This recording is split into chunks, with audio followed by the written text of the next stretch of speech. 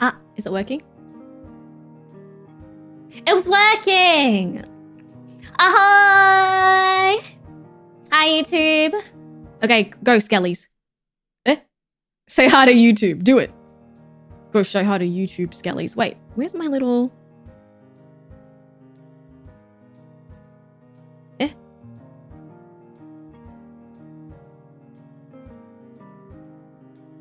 YouTube chat, where'd you go? Where'd you guys go? Come back out here. Oh my god, the YouTube chat is dead. Oh my god, the YouTube chat is so dead. Where did you guys go? Come back to us. Oh, is it there? Wait, it appeared for like 2 seconds. What? What? Did you see it? Maybe I'll just have it open, that's fine. Did you see that? And then when I closed it, it didn't work. That's so weird. That's so weird. Ahoy! Hi, everyone. Ahoy, if you're new. My name is Captain CERSEA SOULSTORM. I'm Chroma Chef's ghost pirate. And today we're going to be talking about, Big Sis CERSEA teaches you about corporate VTubing. Yes. I also have a few guests today, but I've prepared a little bit of a presentation for you guys, if you will. It's so funny, yeah. It is me, these Captain CERSEA SOULSTORM. Yes. Corpo, let's switch over. Never mind, I'm a mess today. I think I'm just like, I just get so nervous. I just get so fucking, like, nervous. I just get so nervous. And then I forget how to be myself. I forget how to exist in this space. I'll be fine. Yes, say hello, guys. Say hello to each other. Be nice to each other. But yes, I prepared a little bit of a kind of presentation for everyone today. So hopefully everything goes okay. Hopefully everything goes okay. All right. Let's switch over. Nope, that's not it. It's this one. Thank you for the follow, Lumi. Thank you. So, loves. Oh, what would be a cute back? Is this a cute background? Yeah, we learning today. Hi, welcome to the stream. If you're new, my name is Captain CERSEA SOULSTORM. Be sure to be taking notes because you will be tested on this at a later period. Welcome to the first series of Big Sis CERSEA teaches you. We learning today. We growing. So you want to learn about corporate VTubing, my dear. So you see, you've heard about the stuff on the wind. You would like to know about some corporate VTubing. What is it about? What does it entail? What's the fuss about? What makes it so different from just being a regular ass indie VTuber? So, thank you for the follows. I'm going to keep it. I'm going to mostly try my best to keep to the PowerPoint to try and get all the information across. So apologies if I miss your messages in chat or anything like that. Before we start though, I do have a very, very special guest to give you her kind of perspective of everything before we go through it. God, I hope that this works. God, I hope that this works.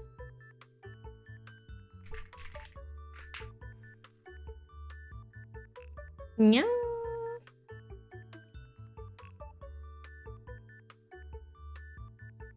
Calling, sorry, paging. I'm paging.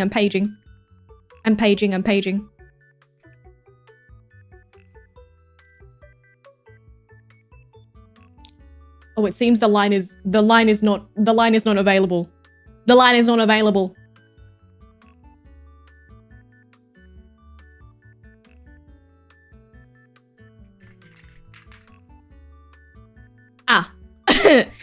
It seems that she's died. It seems that she is dead.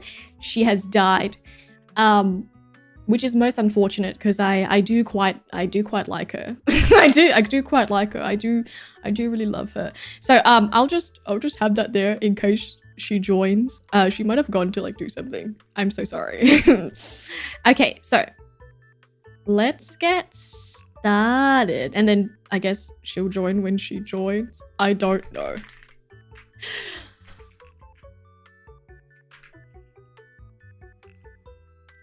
Okay, so I prepared a little bit of a PowerPoint. Can you see my little cursor? I love Canva. Canva, my beloved, guys. I freaking love Canva. You see my little cursor? So I prepared a little bit of a PowerPoint presentation for y'all. I really wanted it. I've also corroborated the information with management so that it is the most helpful and the most general, I guess, it can be, so that it can apply to every instance if you want to audition for any sort of VTuber company, blah, blah, blah, blah. Yeah? Sounds good? Sounds good? So, what are my credentials? Hello, it's me, John Corporate VTuber. It is me. Directly from the source, directly from my veins. Hello. Everything that I'm here to tell you today, one, is from my own personal experience, but I've tried my best to corroborate this information with the lovely management team at ChromaShift so that it is as helpful as possible, no matter what corporation or company or agency you are trying to apply for. But please take it as a grain of salt. The majority of the information that I have gathered and that I have is from personal experiences, is from having friends with people who are in the industry, who are corporate VTubers. It's from being in this industry for however so many years. So that's me. My name is CERSEA. Yes, yes. You may call me Miss, ma'am. Put your hand up if you would like to ask a question. But yes, I will probably leave it until the very end if you have any specific questions. I will hopefully the things that I go through will answer any sort of questions that you may have. Yes, yes, yes, yes, yes. Sound good? Sound good? Ma'am C. CERSEA, yes. It is me. These are my credentials. I am John Corporate VTuber. There we go. Congratulations. Thank you for listening to my lecture. So, what is corporate VTubing? Is there anything special about it? Like, what does it really entail, right? It means that you stream as a part of a company or an agency. That's it. When it comes down to it, that's like the simplest explanation, the simplest form. Instead of streaming by yourself, you stream as a part of a company or an agency. That's it. Very simple, right? Right? Some key differences or some key things that may or may not be a part of it, or usually are a part of what makes, it corporate VTubing as opposed to being an indie. You will usually get, or most agencies will provide, managers or staff that will aid in helping you schedule things, will aid in helping plan events, reaching out to freelancers, etc., etc.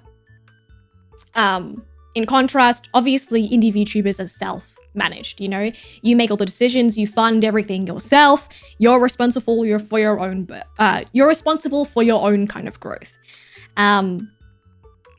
Neither is really better than the other. It's just different, One of the important things here is IP ownership. In many cases, not all, the company will own or co-own your character, your model, your branding, all that sort of stuff.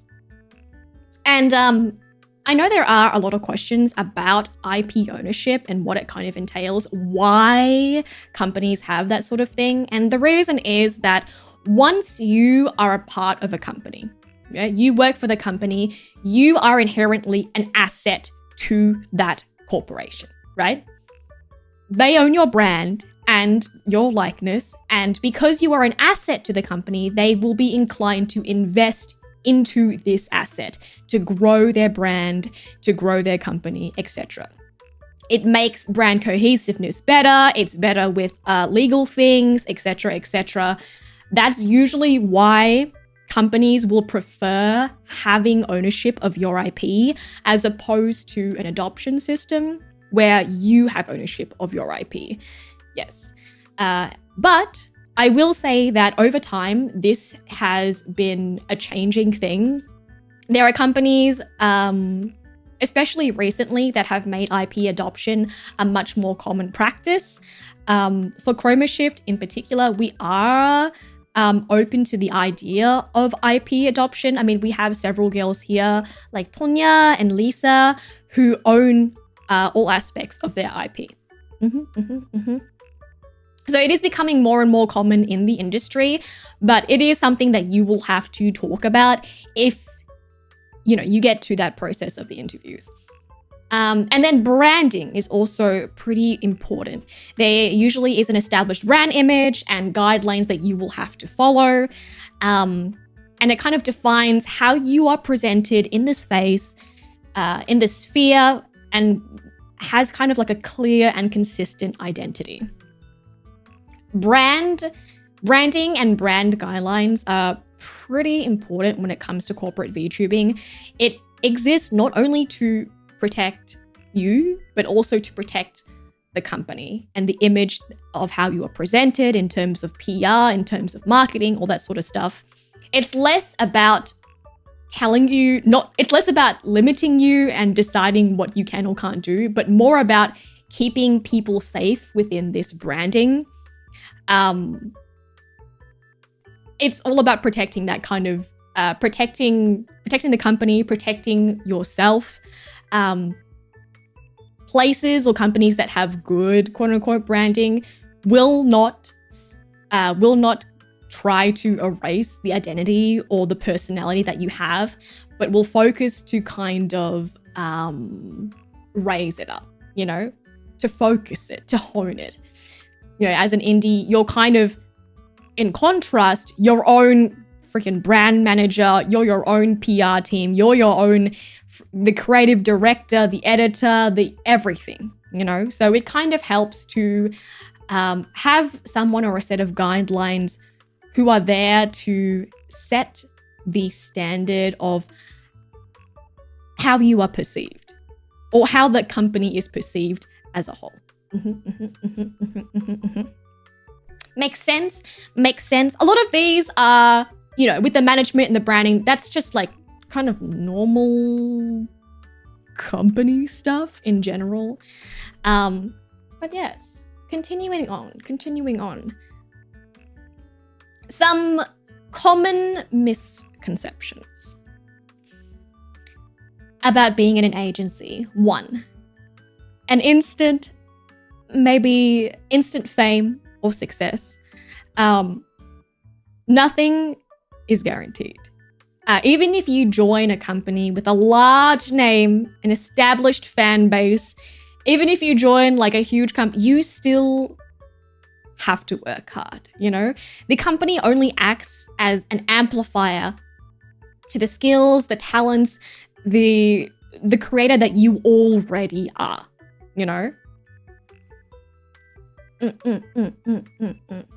There is no guarantee for anything. I mean, even if you see the girlies in maybe Hololive, for example, maybe they do get that little boost of, having the big name behind it.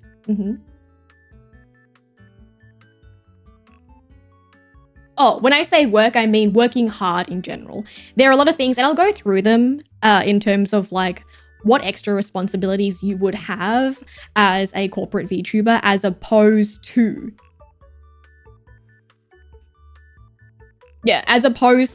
working a day-to-day job or being an indie VTuber. Yeah, exactly. And it's a lot of the larger agencies have a lot of things that they are looking for very, very specifically. So there is a lot of work that still needs to happen behind the scenes. It's not kind of just like you get in and then you are guaranteed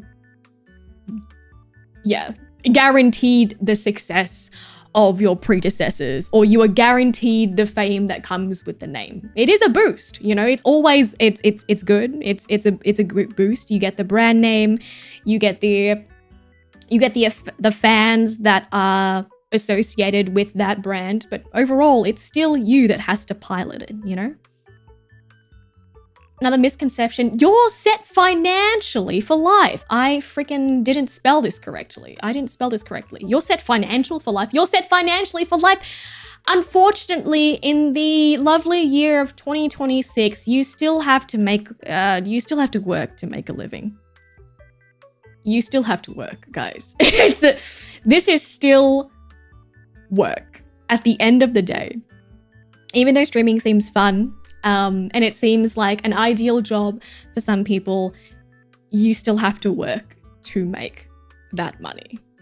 It is very, very rarely that people can just turn on their camera or turn on stream and do absolutely nothing except get in. Like, you still have to, there's still so many things that you have to do. Yes, you still have to work. You still have to stream. You still have to stream, you still have to prepare for stream, you still have to schedule streams, you still have to do work outside of streams. Like, it's still a lot of things, you know? There is no guarantee of financial success either. Another misconception is that, oh, it's easier than being an indie. I mean, in some cases, yes. I think that instead of doing the job of 50 little guys, you know, instead of having to promote all my stuff and having to edit all my stuff and having to mix all my stuff and having to do all this sort of stuff by yourself, when you're an indie VTuber, you have to do the job of like 50 people to put yourself out there. And by God, it is exhausting, right? It is very, very exhausting. Doing all that work yourself is a lot, you know, it's a lot of work. It's not like you'll get, and it's also not guaranteed that you will get 50 little guys to help you, all right? But keep in mind that there are additional difficulties and responsibilities that you have to keep in mind that will be added onto your plate. So there are always pros and kind of cons to it, all right? And which we'll go through right now. So, speaking of being a corporate versus an indie VTuber, what are the biggest differences? It is something that you really have to consider carefully before deciding if joining a company is right for you, all right?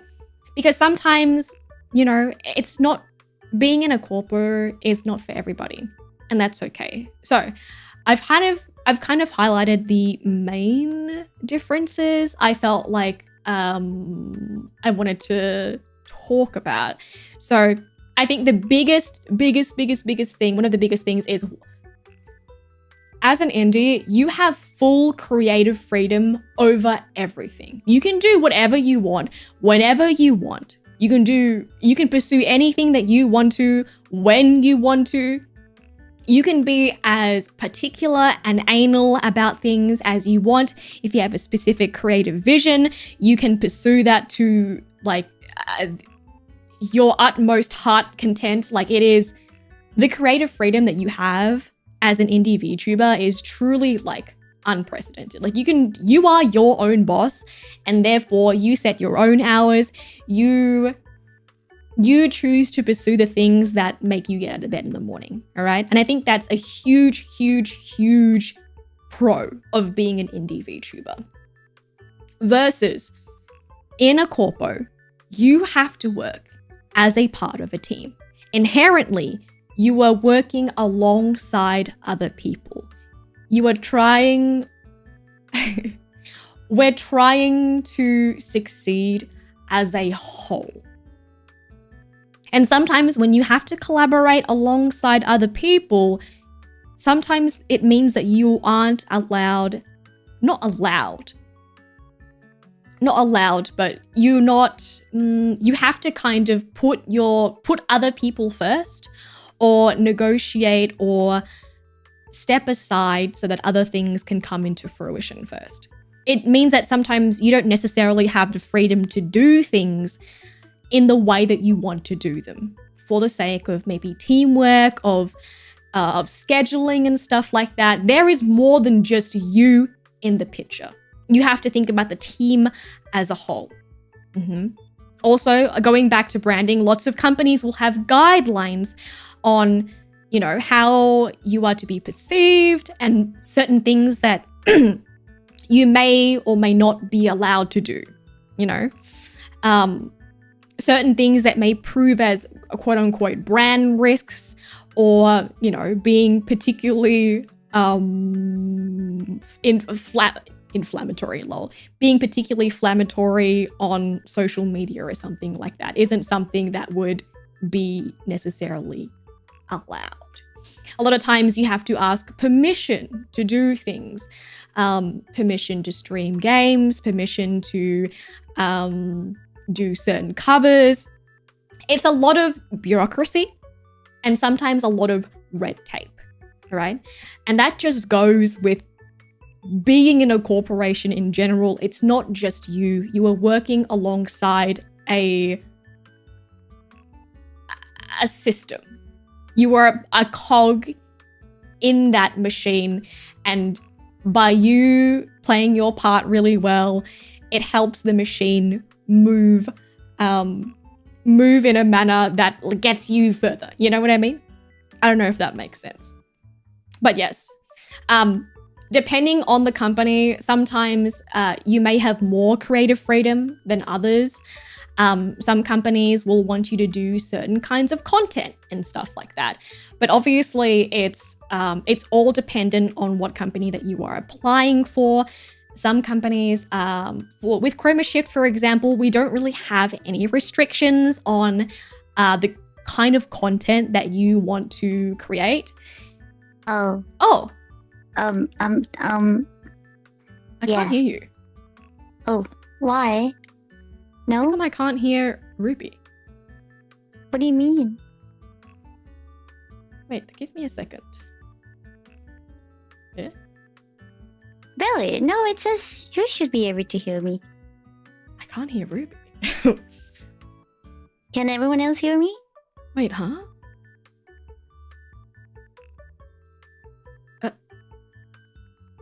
Hello? Hello? Oh, I can hear you now. Wait, let me switch my audio. Okay, yeah. Hello! Hi, Ruby! Ruby, you're late to class. I am what? You're late to class! I'm class? You're late to class. You're late to the class. Is there a class? Yeah, this is the class. Oh. Well,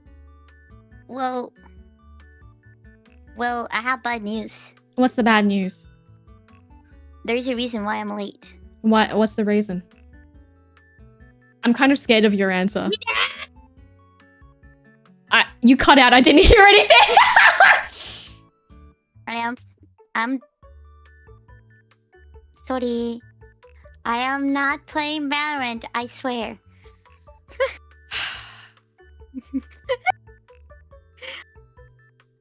Should I just kick her out? Should I just kick her out of the call? Should I just kick her out of the call? No. Should I just fucking kick her out? Get out of my class. What the fuck? No. I am no. Hear me out. I have a perfectly. I made a mistake with the time. It's a totally. See, this is something you should tell. You should explain. Never made be careful with time zones. Nah. See. You could use me as example. Yeah. So a lot of times when you're working in a corpo, you'll have to work with people all around the world, which means that you'll have to adjust to different time zones. I.e., sometimes you have to wake up very, very early for certain meetings depending on where you live because, everyone lives in different times. And sometimes those time zones are evil and you're playing Valorant and you forget that there is a stream. It's Saturday. Anyways, now that you're here, Miss Ruby. Now that you're here, Miss Ruby. Yes.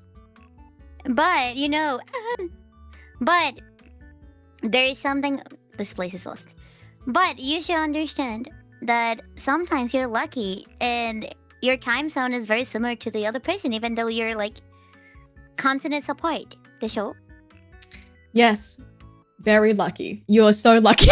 You are so lucky. Yes. You are so lucky, Ruby. But, Ruby, now that you're here, Yes. do you have any kind of tips? Any kind of tips for auditioning? Or maybe like things that you want to tell people about Corpo VTubing from your own experiences that you think is important to tell people before they think about like being a Corpo VTuber? What's important, you know? Or what would you like to tell them? I think auditions are very important. I think the video, more than numbers, I think most of the time, what they paid attention the most, it's the video. It's the video itself. Yeah, how you present yourself. So, how you present yourself and, like, for example, do not make, because I had people be like, yeah, I made my video like 10 minutes long. Like, why would you do that? Why would you do that to yourself, making the video 10 minutes long? Don't do that, guys. Never do that. Never do that. Yeah, they will usually have like a time limit. Usually it's maybe like 4 to 5 minutes. Do not go over that time. It is like so essential that you follow the instructions carefully. So essential. Exactly.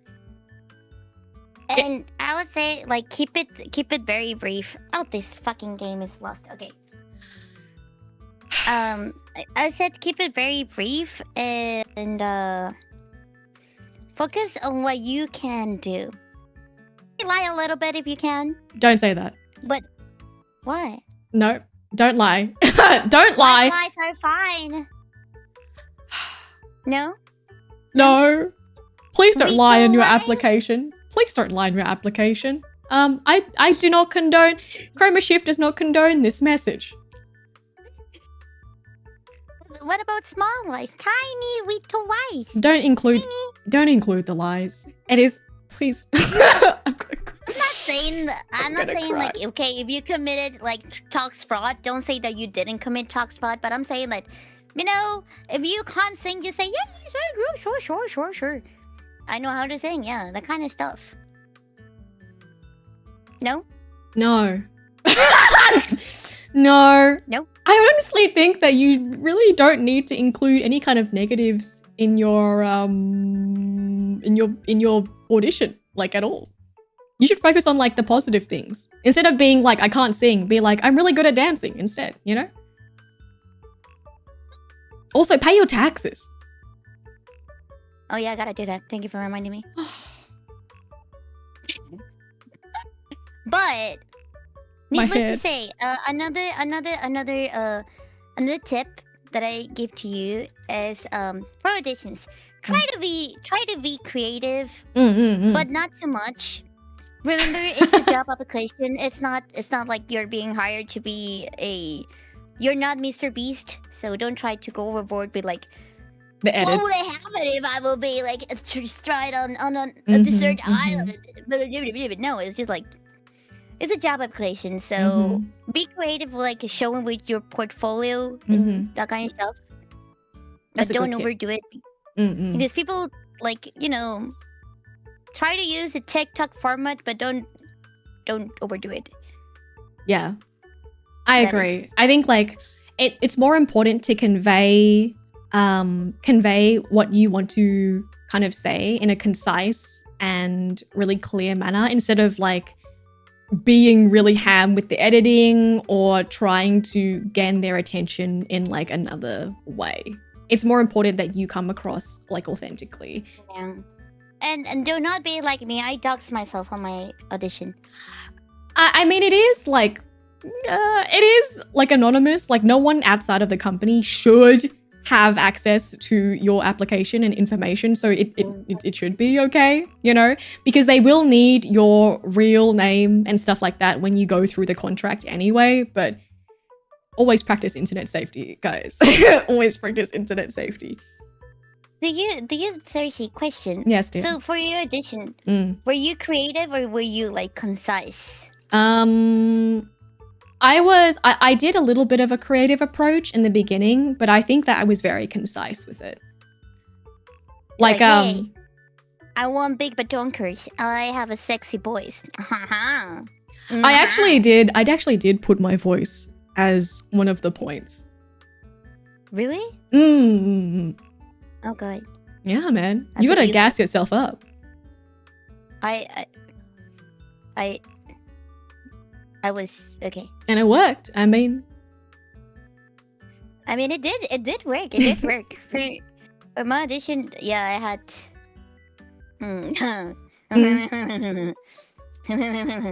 what? But my audition was basically like, hey, I rage quit when I play games. I mean, yeah. You can show like different aspects of yourself. Like, I talk a little bit about it later in the PowerPoint, but it's very like, if you're, for example, like really funny when you rage, or when you rage at games, or you're really good at like doing clippable moments, like insert clips that show that. Or you could be like, oh, I'm really good at this, but you have to back it up.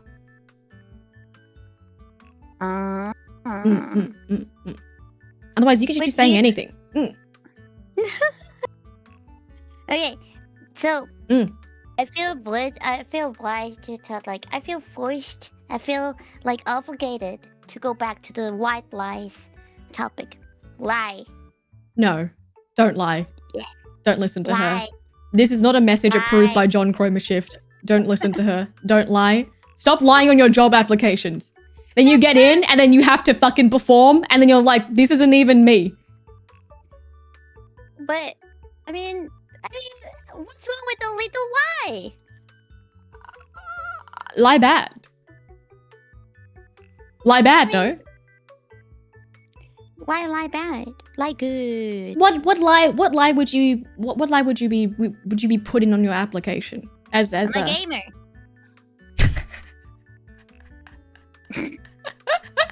See, I feel like you can restructure that instead of being like, okay, I'm shit. You can be like, okay, I'm not great at games, but I love gaming. I have a really natural passion and enthusiasm for playing games and gaming culture. Like, you can spin it in a way that isn't just, I'm a great gamer, when you know you don't have that skill set. It could be like, you know the word gamer? I'm gay.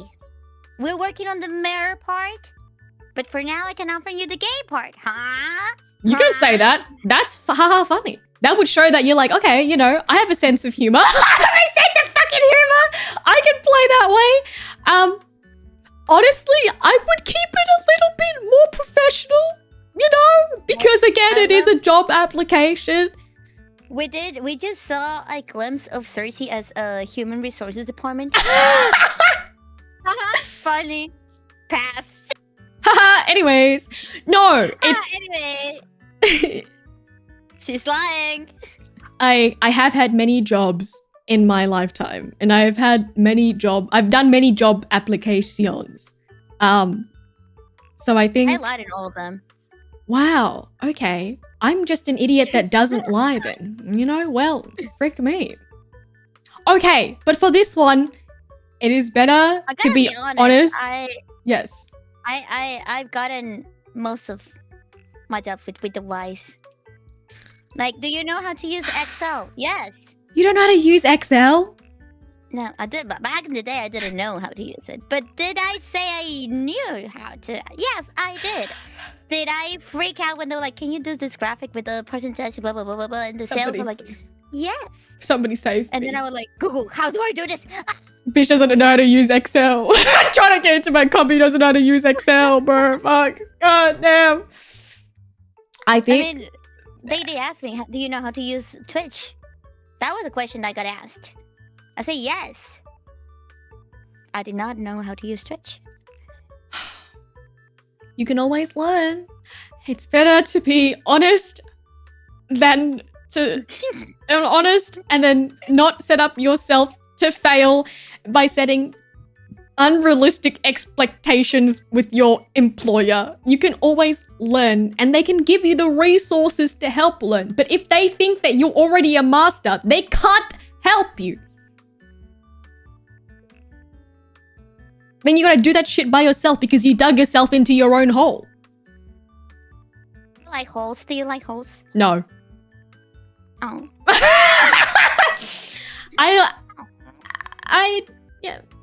Yeah, they're okay sometimes. I don't like digging myself into a hole where I'm stuck there and I have to keep digging. That's how you work up your the person that's interviewing you. See how I gaslighted her into changing the topic? See? Do I have to kick you out again? Do I have to threaten to kick you out? Is this what it is? We were talking about me lying about not being able to use Excel, and then suddenly we were talking about her not liking holes and her being feeling You bad brought it up! Thank you, Miss Ruby, for your lovely insight. Was there anything else that you would like to add to the lovely viewers? And okay, no. Okay, real talk now. Real talk. Real talk. I can. Keep Yes. keep your video short, please. Take in mind that people who are watching your audition, they've been watching 10, 20, 30 of them. Hundreds. Or maybe 5 of thousands. them. Hundreds of them. Thousands of them. So they are tired of saying like, hey, my name is... This is my audition. So keep it short and be like, I can do this, I can do that, I can do this. What else? Talking is okay, but try to display on the screen. Visual aid is always more important. Visual aid good. When you fill in your application, I would suggest that you work a lot on being organized with information that you put up on the Google form. That is something that not a lot of people think about. They think the Google form does not matter, but it matters. To use bullet points, it matters. Bullet points are always good. They rate it all, guys. So that is one of my recommendations. A very important point if you want to join a corporation is corporates, VTubers. It's all about team.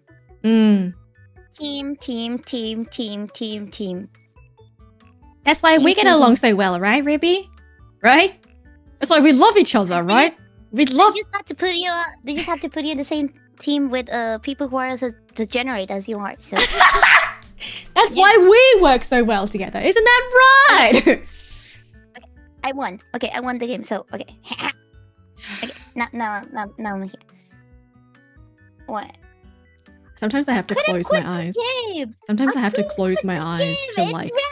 I have to like pray a little bit, you know? Like I have to be like, dear God, I'm not religious, but please help me. It's ranked. I couldn't. I'm game. She's gay. I couldn't quit. She can't quit. She's gay. I'm gay. No, I'm gay. I'm working on the mer. Yeah. Yes. That's a good tip. You were talking about the team. Another. You're working as a team, and yes, it is a job. I don't want anyone who wants to join our corporation to think that being a VTuber, maybe during COVID times it was fun. It was a hobby. You would just log in, press go live, talk to your chat, get the money, log off, go be happy. However, nowadays a lot of people treat it as a job. And when you join a corpo, it is a job. It's not, you are not getting, you're working for a corporation, you're providing a service. Therefore, you have things you gotta do. You have responsibilities. You have tasks that you have to complete. So I would not recommend, if you are not a type of person who has the ability to keep up or to follow rules that come with a job, I would not recommend you to even apply, because no point. It's harsh, If you, but it's true, yeah, if guys. you enjoy being free, like Be having free. 100% of freedom, be free. It's Be fine. free. It's It's not great for to be you. free. Mm-hmm. It's okay. You don't have to be in a corpo. Enjoy your freedom. It's Mm-hmm. fine. But if you want to treat it as a job, and a job, it comes with a lot of good things, yes. But you get benefits, but also you got responsibilities, and you have to do them. It's not a matter of like if you can do them. It's like you have to do them. So yeah, and yeah, it's just it's nice, but it depends on what you want, I suppose. Mm-hmm. You really have to sit down and think about like where do you see yourself in the future. Yeah. Do you really want to go somewhere, or do you just want to like be forever chilling down with your chat, like which is fine, chatting, by the way. It's all which about is what you fine. want. Yeah. Exactly. And I think I had someone ask me like, "Oh, do you think Karma Shift is a good company?" And the only thing I could say was like, "It depends on what you want." That's a good answer. Yeah. I guess the person wanted me to like, "Oh no, like you want me to shit talk my own company while I am in said company." I mean, I guess they wanted to know like, oh, like what they give, or like I see. whatever. I see. And I feel like it applies to all the corporations, right? It's like it depends on what you want. It does, yeah. Every single like, just like as in being an indie, like it depends on what you want. Do you want to be a corporate? It depends on what you want. It all depends on what you want. So it's like, I would suggest everyone who's watching this, or girls who are considering applying for Karma Shift or any corporation, just sit down and be honest with yourself, and do take this into consideration, please. And I believe this is not something that is being brought up enough. But I feel like I have to do it. You have to do it. To do it. If you're gonna apply for a corporation, do it with a mindset that it is a job. And quitting after 3 or 6 months, it just doesn't look good on the rest of the people who are in the corporation. It hurts them, and because you don't know, like maybe the other girls who are in the corporation, they really like being there. But if you do not like the responsibilities or everything that comes together with being corpo, and you decide that okay, it is not for me, I gotta go, I gotta leave, that is okay. It's completely fine. But it is like a commitment. It is, yeah. So please just take it into consideration that you're gonna have do I really wanna like join a place where I will have to stay for a while before like leaving, because it also looks bad as like during a real job. Like myself, I always like when I join a workplace, I always think about, okay, if I join this workplace, I know that I had to stay at least 2 years. So it doesn't look bad on the company who gave me the opportunity to join this place, and it doesn't look bad on me. On your resume, yeah. I think because that's the first thing the companies look like. Oh, wait, you lasted like 3 months on your previous job? Why is that? Like why? Honestly, if I only lasted 3 months at a job, I wouldn't even put it on my resume. Like that would be like a pain point for me. So same.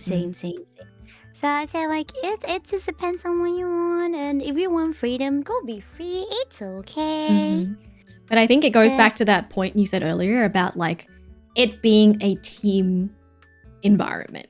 What you do will always affect the people around you, you know? Yeah. And it's like you have to be very conscious of the things that you say and the things that you do, because it is an environment where we are working alongside each other. Yeah, basically, like most of my content, I always take into consideration everyone.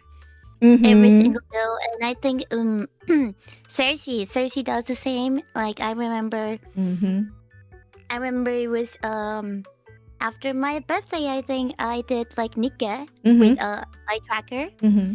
and I think a week later, Cersei like messaged me. She was like, "Hey, baby, I know that you did this. I also plan to do the same thing. Like, is it okay if I do it?" And I'm like, Mm-hmm.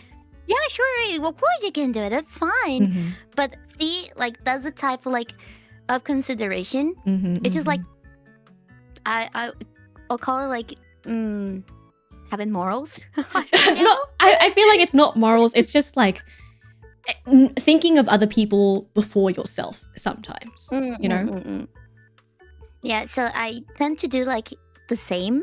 Mhm. And for me to have Cersei like come to me and be like, "Can I do it? Is it okay?" I'm like, of course it is okay, because I do not own the concept of like Nikke and eye tracking, but like just having in mind that just Cersei thinking about me, because the thing is, Mm. you don't know what the other person is going through, right? Yeah. So maybe I am like feeling sad or whatever, and Cersei does this, and I'm like, oh, and I get sad, right?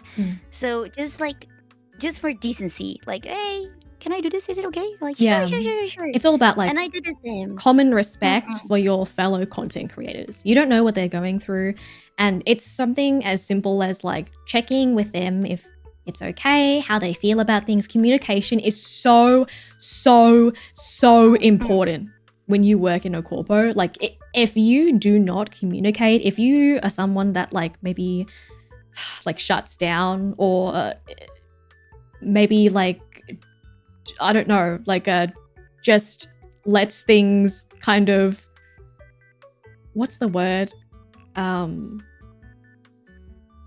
What's the word? Isolate? Or isolate, or like maybe you just like let sleeping dogs lie, so that like, you know, like things, you just pretend things get better. You have to communicate. It is so important. Yeah, it is. And but yeah, I always feel like it is a team environment, and you have to understand like everyone is different. That's another thing that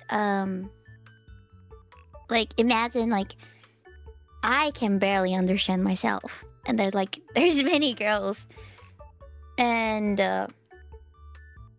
so it is a lot about like thinking about others, not only about yourself. It comes down like to that basically. But I'm sorry, I'm breathing. No, you're okay. But even if like you don't want to do that, if that to you is like, oh, I don't really want to have to navigate those like interpersonal relationships, that is also okay. It is okay to put yourself first and decide that this is not for you. You know, it is a lot to think about. Yeah, I think so before Elf. Before Elf. Yes, before Elf. Before I came up. I was I remember my friends did question that, like they'd ask, you know, they were begging. They were like, please, will you not want to be an unemployed elf and just like do stuff? And I was like, no. They're like, why not? I don't like it. It's not for me. They're like, why not? It's just not for me. It's I not for me. love being employed elf. And just the dynamic doesn't work well for me, because I have a tendency of like, if I feel like it's only me, I do nothing. I see. Nothing. I'm like, but if I feel like I'm working for others, of course, like if I work, usually it's gonna work for me, right? But in the bigger scheme of things, it's for everyone. Working towards a common goal, kind exactly. of. So that like helps me like to, okay, I gotta try harder. I gotta like do my best, because in the end, it's not gonna work only for me. It's gonna work out for everyone else around me. A thing that I want to bring up is something that I didn't expect, but I really, really appreciate and that I love about being in a corpo is that by myself, I feel like you kind of like, it's just you and your own motivations, but being around so many like-minded, passionate people makes you want to work harder. It makes you want to push yourself. It makes you want to dream bigger and do more things. And that is something that I think is such a huge plus if you're someone that's very, very motivated. It just makes you want to grow alongside those people, you know? Oh, Cersei, I think you have a few questions.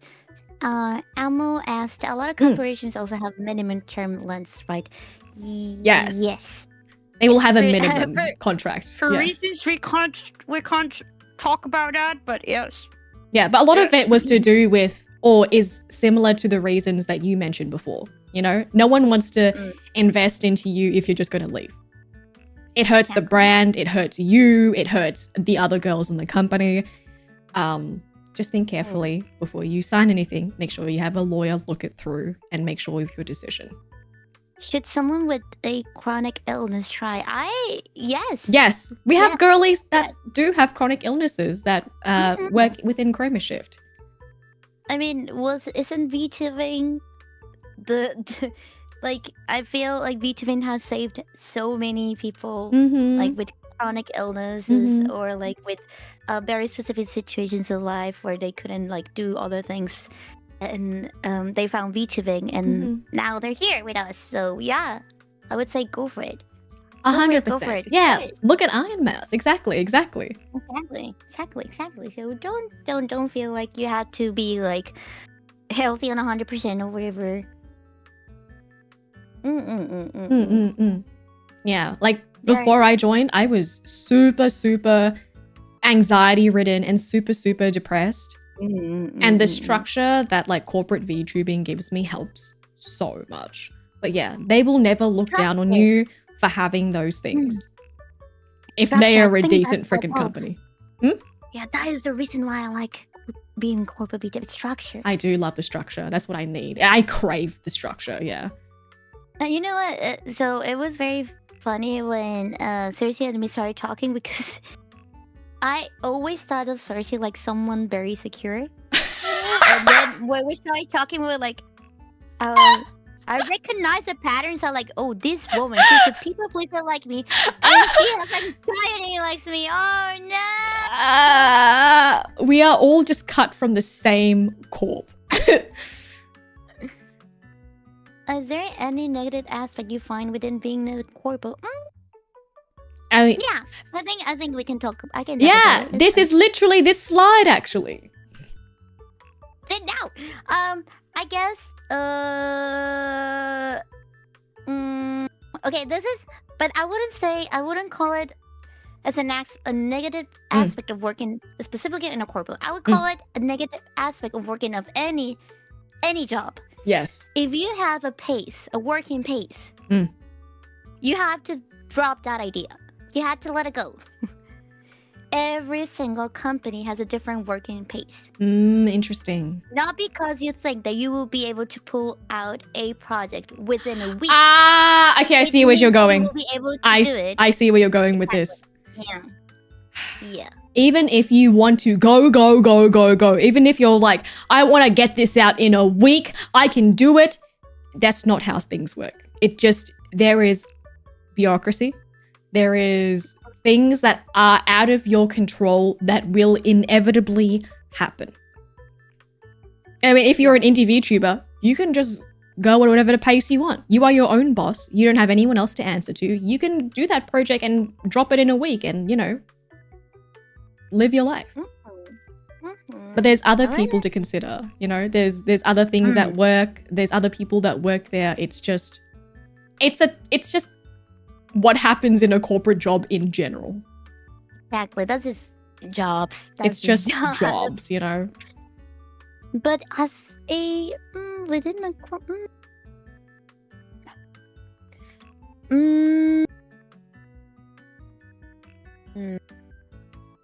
I would think. There's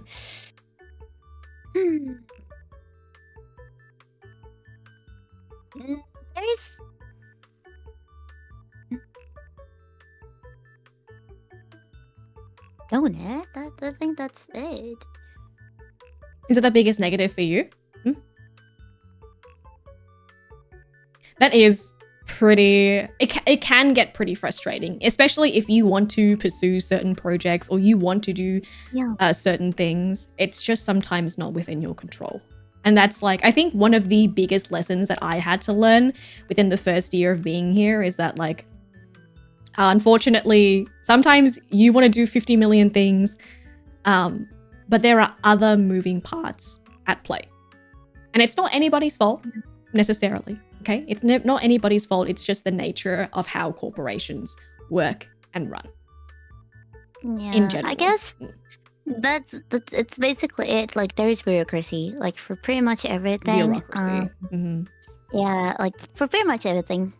Like, and for me, it hasn't been that difficult because, You've had experience with that. I had experience with with jobs before.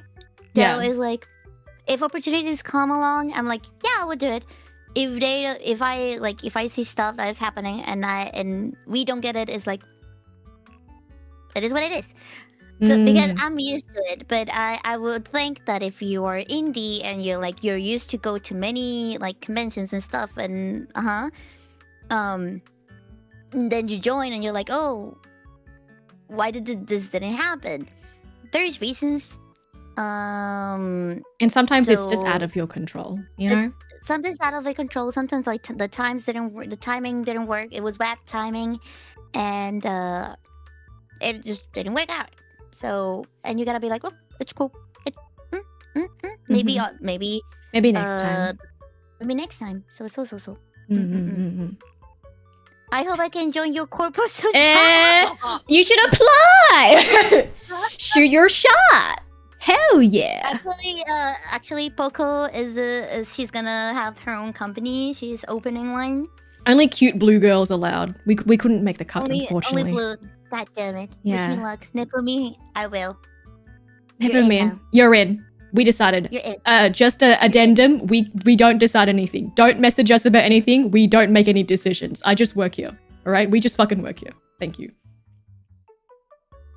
Yeah, we don't decide. I don't make any decisions. We don't decide anything. We just work here. Okay? No. I think I met CERSEA like until a year later, right? A year after you. I was joined. stuck in pre-debut jail for so long. And I was lucky I met Pogo before. Pogo before. But Oh, you guys got to meet. Yeah, we weren't allowed to meet the girls until we were about to debut. We weren't allowed to meet anybody. I mean, Pogo wasn't supposed to know that I was in until. Yeah, I begged. I was like, "Can I tell Pogo I'm in?" And then they're like, "Yeah." Oh, cute. What? That's so cute. Yeah, we met beforehand, like. Pre-debut collab. Yeah, I wasn't even born. We weren't even born in the womb. That's crazy. I was in the womb. I was boomed. Just a little baby. What? Show me your. No, I'm here. I'm for the class. You took me out of Barrett. Now you have to deal with me the whole rest of the thing. Oh, you want to be here for the rest of the thing? Yeah. Okay, you can be here for the rest of the thing. I mean, I'm just gonna go through my PowerPoint. Are older than me somehow. I was always older than We you. were always older than you. But you'll always be our senpai. You'll always be our senpai. Oh my god, can you imagine we're gonna have... Wait, no, am I your... No. I'm your kohai. Pogo. Actually, Pogo is now the oldest one, isn't she? Yeah. Yeah, because Poco and Roka. Yeah. Poco and Roka and Mia are the oldest now. Damn, Pogo. Haggen. Damn, Pogo. Now you're a hack. Hack Brad.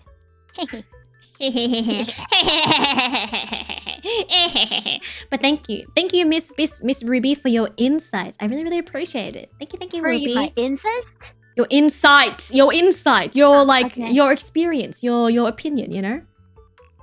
Okay. Are you gonna stay here for the rest, or are you gonna dip? No, you took me out of my Valorant mind. You asked to be here. Yeah, I know. She asked me to be here. She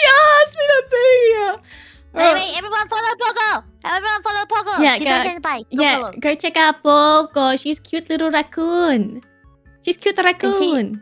She's playing Devil May Cry 5 for the first time, so go watch it. I was watching it already. DMC5, Virgo, and ooh, yes, go check Or out how we call him SM5. in Spanish, Verga. Can you say it? No, I'm scared. Say it. Verga, you bitch! Said it twice. I hate it here. Okay, Do you know what you said? what? CKDICK.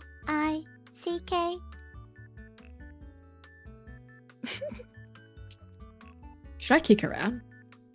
No! Why are you like this? I know. Management said I should be here, so Management said you should be here. they gave me to you. They're like, here, have this gorilla. It's true. I was like, "Huh." They gave her to me and we're like, here's your gorilla. Please take care of her. And I was like, oh. Oh, okay. Oh, okay. Like, Yena, you heard her knocking on the door like this.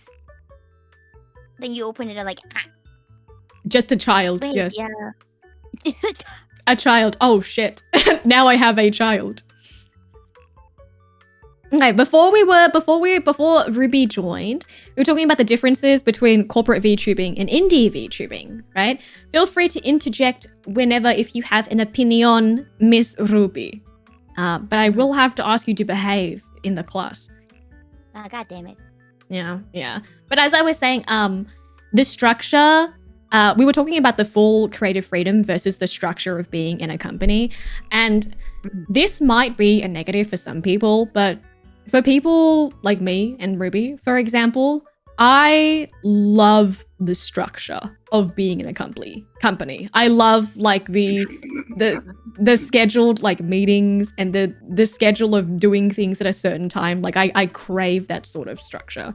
So it's all up to you, and obviously like what is important to you in your journey as a content creator.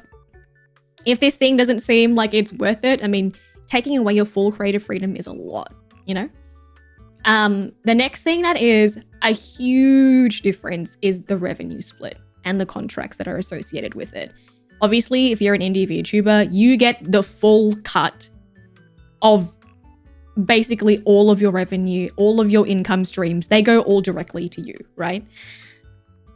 Being in almost every single company, you will have to give a certain split of your income so that they can either reinvest in you, in the company, pay staff, etc., etc. And this revenue split will obviously differ from company to company. Sometimes it's 60-40, sometimes it's 50-50, sometimes it's 70-30. Some only take revenue from your merch and stuff like that. So it all depends on the company that you are applying. I will reiterate, please look through the contract carefully. Please look through it carefully with a lawyer if you can. Sometimes lawyers offer like a contract look through for a cheaper rate. So make sure that you are taking your time to go through everything really, really carefully and think about if this is something that you're okay with giving up. How much is the usual?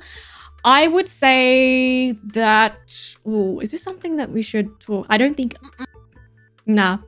I can't discuss our specific contract with you guys. I mean, I did give you some, it really depends. Like, I don't know what the contract is like over at HoloLive, for example. I don't work there. But please, you have to expect some form of revenue split. Would you say that there is like a general kind of, or what a usual split would be if someone is auditioning for the first time? Like, what would be good to expect? Like the revenue split? Is there like a usual split that they can expect? Yeah. Yeah. Yeah? Yeah. Yeah. Does the split change? The split percent changes whenever contract renewal comes? No. No, it doesn't change. Usually it stays the same, yeah. Unless the corpo is like changing up something. Like at the end of the day, it's all about what you think is worth it. Like if, for example, the company is doing a lot of stuff for you. You know, you get a lot of management support. They promote you like crazy. They market you like crazy. And they give you a lot of stuff. They give you a lot of allowance or budget and stuff like that. And they're taking a larger cut. Maybe for you, that is worth it, you know? Some companies act in a way where you are more independent. You have to do things yourself. Maybe you have to, you just have the company name, but you're essentially just, you know, an indie. Can you negotiate? You can always negotiate when contracts come around. But keep in mind that a lot of times they will want to standardize the contracts for everybody so that it is fair in terms of like from talent to talent. So it may be hard to get them to budge, but you should always advocate for yourself 100%.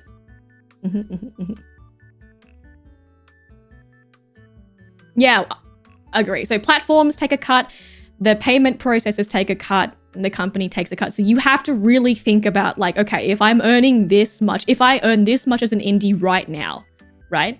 If I went back to exactly where I was at this point in time, do you think like how much would I earn? Is this enough for me to live by? Can I pay my groceries, etc., etc.? So really think about that and if that is okay with you, or if you think it is worth it for what they are offering. And then flexibility and expectations. Again, as an indie, you can do whatever you want, whenever you want, and however often you want. You can stream whenever you want to. What contract is needed to be your husband? I'm gay. I'm okay. Thank you for the super. Thank you for the super. I am queer and not looking. But thank you for the interest. Complete unrelated. But as a corporation, in like a corporation, there are certain expectations. There are certain expectations that you will have to be privy of. This can be in the form of how often you stream. A lot of companies will require you to stream for a certain number of days or a certain number of hours or put in a certain amount of work, all right? And that is very, very, very, what's the word? Common that they'll expect that of you. Again, it is like a job. Sometimes they'll even have expectations on what they would like you to stream, you know, or when you stream even. There's a lot of things that come with the expectations of being in a corporation. Like at the end of the day, they are hiring you as a contractor, as an employee, as a freelancer, whatever. You are contracted to work. You cannot just, you know, you will never have the flexibility of being your own boss. But management did let me know that the nicer answer to this is, you know, they want you to stream so that you can grow. Consistency is king, always. And then last but not least, the support systems of having a network of talents that share the same space as you. There's always a certain like camaraderie, a certain friendship, a certain bond that you will have with your corpo mates, with other talents that you won't find from being in an indie, as an indie. I think a lot of people look at corpo VTubing and they see like the camaraderie of the girls collabing together and stuff like that. Like, I think that's a huge plus. Like, I love being able to collaborate with the girls and work on projects with people that are as passionate and driven and have like their own dreams and stuff. And again, like it just makes you want to work harder, and it makes you want to also it makes you want to see them succeed as well as like work harder so that we can also succeed together, you know? A rising tide raises all ships. There's staff and management to support you in different ways.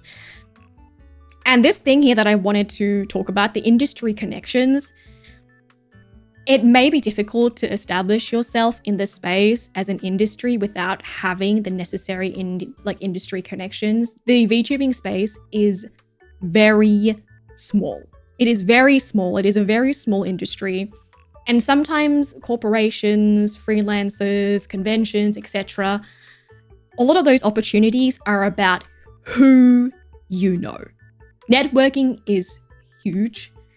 And it's a very, very big thing. And sometimes it's just more difficult to create those connections and systems if, you know, you're by yourself as an indie. You're gonna have to pick up your heels and make those connections yourself, which is like freaking difficult sometimes. So please consider these carefully if before you decide or before you think about if this is right for you. So if you make the transition, do you expect to keep most of your viewers? It very much depends on the community that you used to have. Yeah. Like some people are really, really loyal to their streamers and you'll get a lot of your viewers coming back. If you want to start completely fresh, that's also an option. You don't have to like give hints to your older community if you want to start on a completely brand new slate. It's all up to you. But essentially, you are starting from the beginning. You know, you're building your brand up. You're building a new brand up. You're building a new thing from the beginning, unless it's like an IP adoption. That's different. Okay, Tati.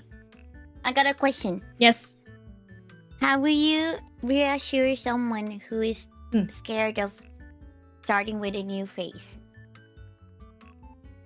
I would say that change is scary. Change is always scary. We ball. Sorry. What? Fuck it, we ball. Fuck it, we ball. But also, like, they chose you. If you get in and you're scared of that, they chose you for a reason. You were able to build a community before through your own talent and charms and wit and everything like that, and you will be able to do it again. That talent, that inherent that thing that you have as a content creator is already there. You can do it again. Just do it. Just do it. Just do it. Thank you for the question. That's a very good question, Miss Ruby. Thank you. So like, what is the point? Why are we even joining? Why do people audition anyway? You know, what's the difference? Why am I doing this? Women. If you join a company like us, you'll get to hang out with lots of girls. You'll get to hang out with lots of girls. Don't join just to date the girls. It will never work. It will never work. Why do people audition? Let's talk about some positives. Yay, positives. There are always pros and cons. Let's talk about the pros. When you join, there's a greater chance of discoverability. There is a built-in audience that is obviously ingrained within the brand. There are fans of the brand that exist already. And you'll have a greater chance of discoverability because somebody is there helping you push yourself in a very oversaturated market with their brand power. Always good, you know? You get professional resources and monetary support. Obviously, this will vary from company to company, but again, like the connections with industry professionals, i.e. like artists and riggers and other freelancers, some of them only work with companies. Some of them are like, if you look at some artists or freelancers, some of them say that they only work with commercial jobs. Like they will not take personal commissions, which sometimes is rough. Like personally, I wouldn't have been able to have the mama I have if I didn't work in a company. Like she wouldn't have even looked at me, you know? And then sometimes also you'll have the monetary and then the financial backing to pursue things that you wouldn't have been able to pursue otherwise. Like I always wanted to do like music stuff and I never had the money to shill out on mixing and time tuning and getting like art done and then also getting motion done and stuff like that. So I was able to pursue those sort of things because of the resources and monetary support that the company provides. And we also already talked about networking and the industry connections.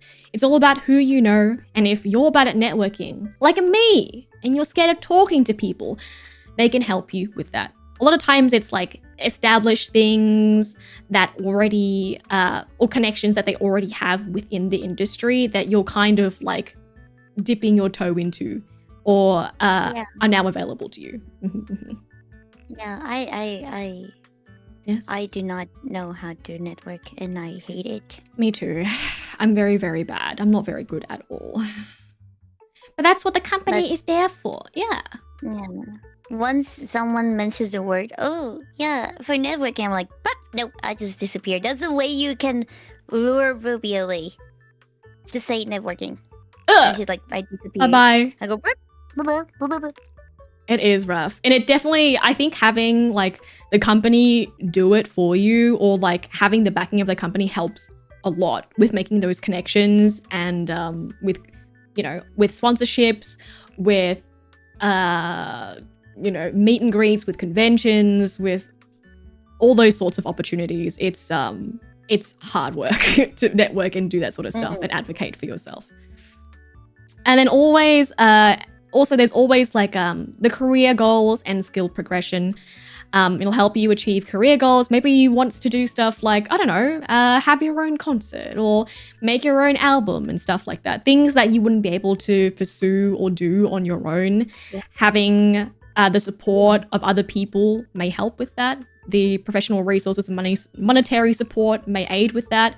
And it's also a place where you can work on honing skills and growing the talents that you want to kind of hone with the support of a company. So yeah, positives, good things, vibes, homies, girls. Moving on, if you remember anything from this stream, if you remember anything, if we tell you you have to remember this. This is the only thing I want you to remember. Forget everything else. Corporate VTubing is a job. It is a job, first and foremost. Job. It is a job. Job. It is job.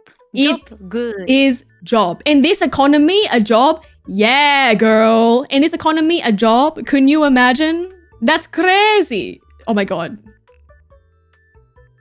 But yes, corporate VTubing is a job. All the things that you associate with the job, maybe it's a little bit more lax because, you know, it is VTubing and it is, you know, being a content creator. It is still a job. There are certain things that are expected of you that you have to do. You got to attend meetings. You have to reply to messages. You have to stream for a certain amount of contractual whatever. It's still a job. You still have to work. An important PSA, all right? An important PSA, corporate VTubing is not for everyone, and that is okay. It's okay if it's not for you. Yeah, it's okay. You can look at all this and be like, Cersei, Ruby, this is a lot of stuff. Actually, I'm not even sure if I vibe with this. That's totally cool. That's totally fine. That's totally fine. Look, I have an elf college degree. And I thought I was gonna love what my college elf degree said. Turns out I was bad at it. And I hated it. And that was okay. Turns out I was a good elf teacher. And that's okay. You make a great elf teacher. So it's okay if you don't vibe with what corporate VTubing can offer or requires. It's totally fine. And because I seen people be like, I don't like watching corporate VTubers because I don't like corporations. That's also okay. That's also okay. That's also fine. There's liking for everything. There's a girlie out there for you. Yeah. It's just like me telling you that Sao is shit. What? Oh, yeah. That's okay, too. That's it. And it's okay if you like Sal. You know, it's okay if you do like Sword Art Online. I mean, I don't agree. I'm No, it's kidding. not okay. No, it's not okay. That's not okay. No, we're saying that it is okay. Can you explain the difference that you have noticed between working for Japanese-based business? Versus other companies. I've only worked in I- this company. I'm kidding. You mean me? Ruby? Specifically? Because I, Ruby because I specifically. work in Jap. Is it me because I work in Japanese company before? I guess we used to work for Brave. Maybe that's what they mean. I worked for Australian company. I mean, either. Rules. Rules are rules. Contracts are contracts. Bureaucracy is bureaucracy. Mm-mm-mm.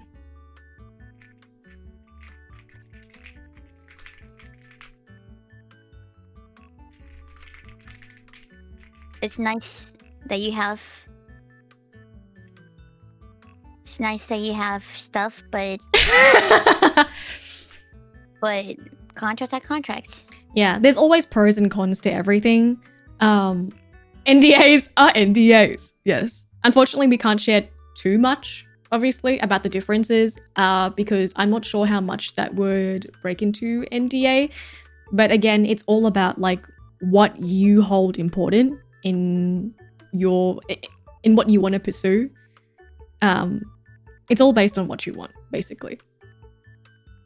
So the things that some people may find important may be different from others, and that's totally okay. Exactly. Yes. Yes. But yes, it's okay if it's not for you, and that's all right. Overall, the audition process can be a lot. It can be emotionally taxing. It can be draining. It's very, very, very competitive.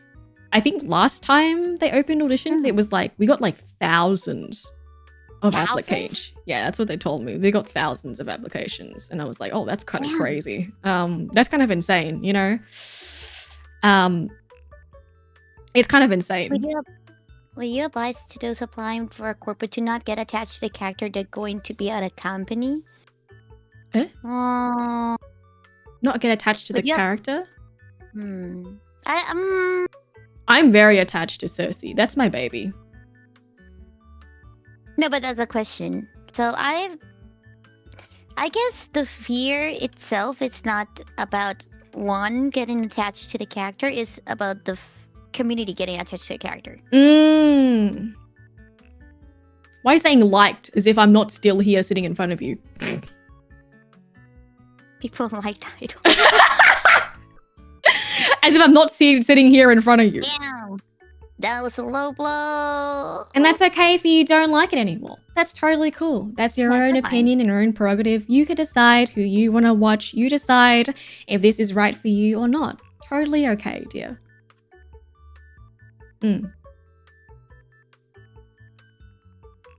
But do you think you're very attached to CERSEA? I think I'm very attached. Well, the thing about Chroma Shift in general is, obviously, like, we get to design our own characters, and I think that's a really, really big thing. Like, I designed all of CERSEA. I hated it. I hated it. You hated it? I hated love it so much. I hated it. You didn't like it? No.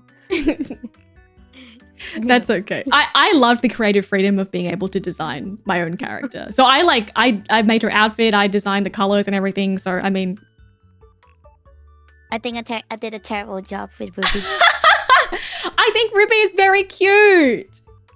I never wear my hat. Well, that's on you. I didn't know what to do. I like your big hat. Sometimes my hat gets in the way. You know? I like being told here, this is you, be you. Yay. Yes. I'm not wearing a hat because it takes up too much space, you know? Actually, your hair is not even long. Why is it not long now, huh? Oh, because it takes up too much space because you're there in the corner. baby PNG.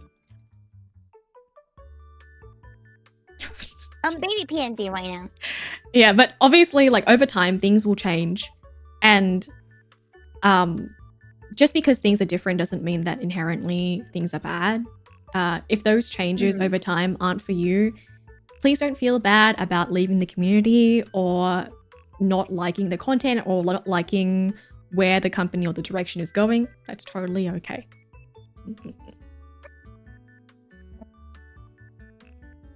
She's straight up blaming you. I love big hats, okay? I don't know what she's talking about. Okay, back to the actual thing. Yes, audition process is stressful and it's grueling and you have to make a whole video, you have to edit it, you have to fill out the form. It's a very long form, blah, blah, blah, blah. And it's very, very competitive, right? So make sure that you are okay with going through all of it before you start. But remember that the rejection or you not getting through does not equate anything to your own sense of self-worth or who you are as a person or your talent as a creator or anything, okay? It does not equate to any of that. It is not personal. Your outcome doesn't say or take anything away from who you are. A lot of the times, it's just like, oh, maybe we had these people and we need to match them up. And I'm not sure if, like, maybe the personalities wouldn't align. Maybe they're looking for a very, very specific sort of person to fill that spot. There are so many people that applied and you should be proud of yourself for putting yourself out there and don't let it deter you from seeking out opportunities in the future. Exactly. But yes, another PSA, you have to be able to commit to the additional responsibilities of a full-time job.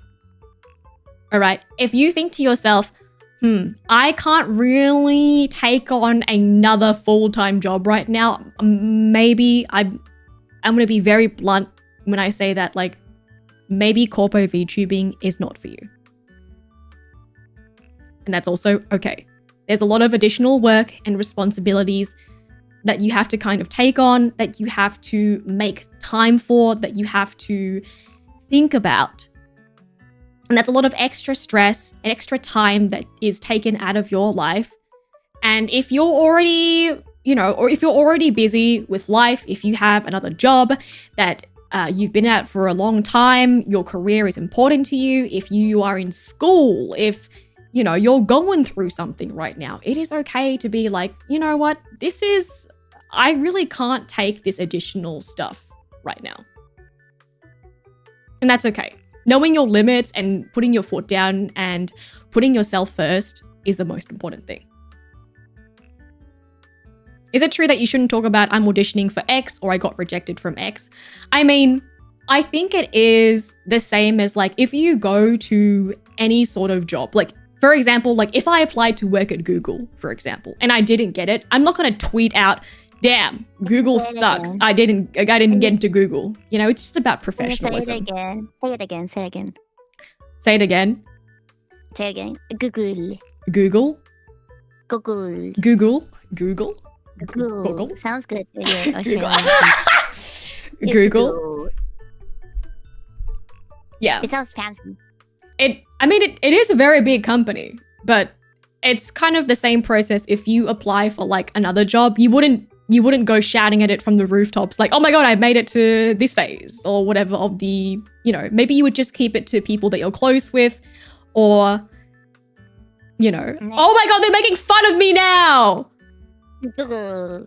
How do you say it? Google. No, I don't know. Google. Google.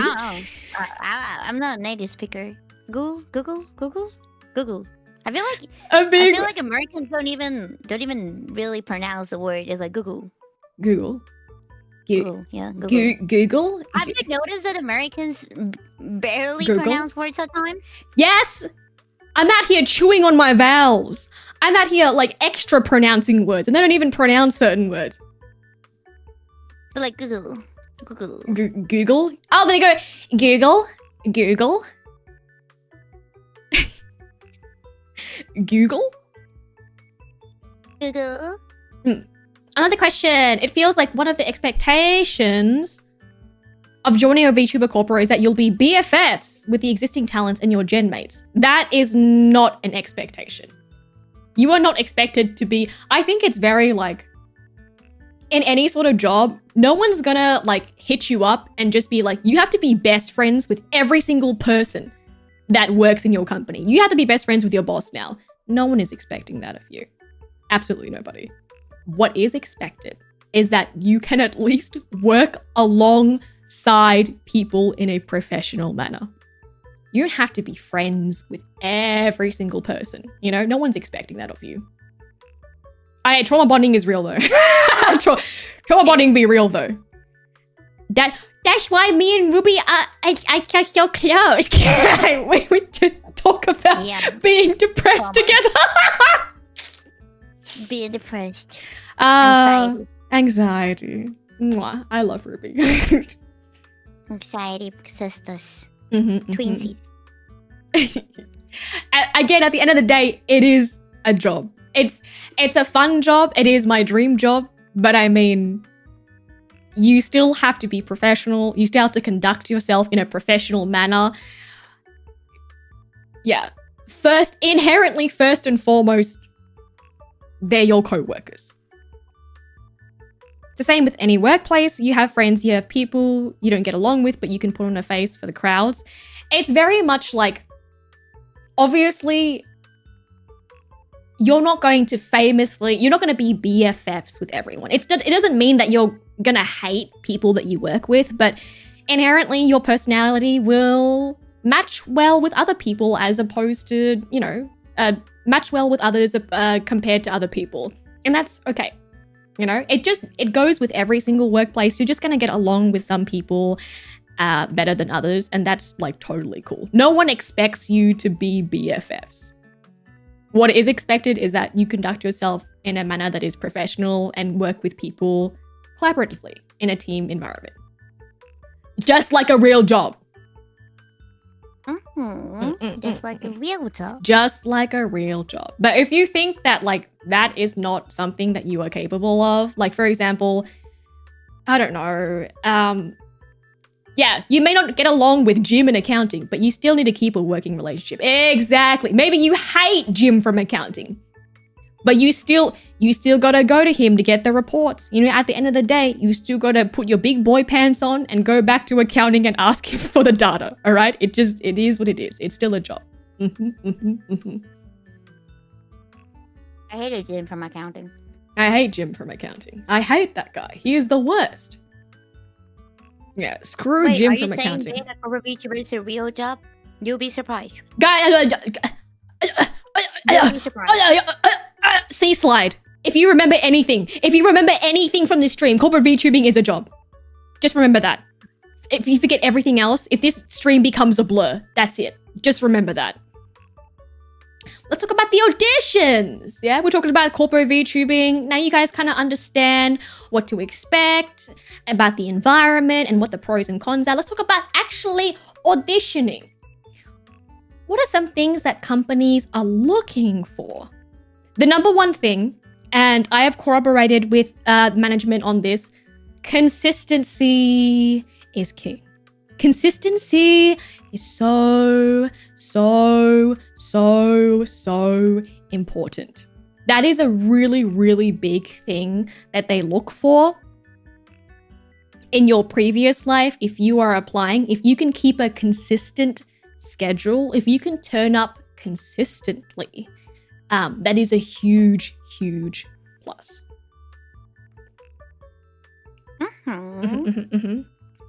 They're also looking at your work ethic. Are you going to be hardworking? Do you want to be here? Are you going to put effort and work into,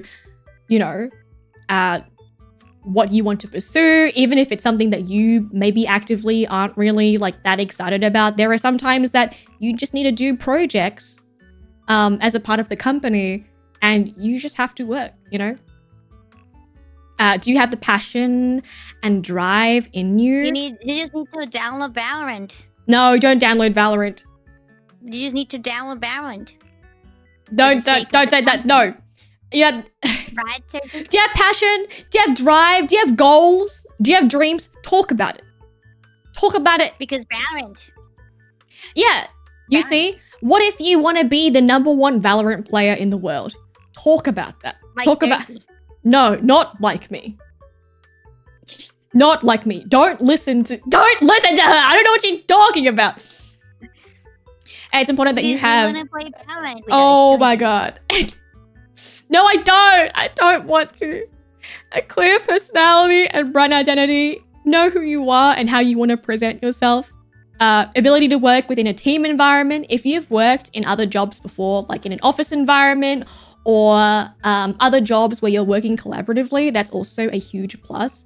And then if you also have additional relevant skills, say you have a musical background, you know how to mix your own stuff, or maybe you know how to draw, you know, or maybe, I don't know, you are a great dancer or something. Those are all skills that you can put in. Valorant. Oh, you know how to play Valorant. That's also a skill. You know, if you're a huge gamer, emphasis on the gamer, add that in. And our Valorant collab will go hard. Ruby's No, it's working on not. that thing. Stop it.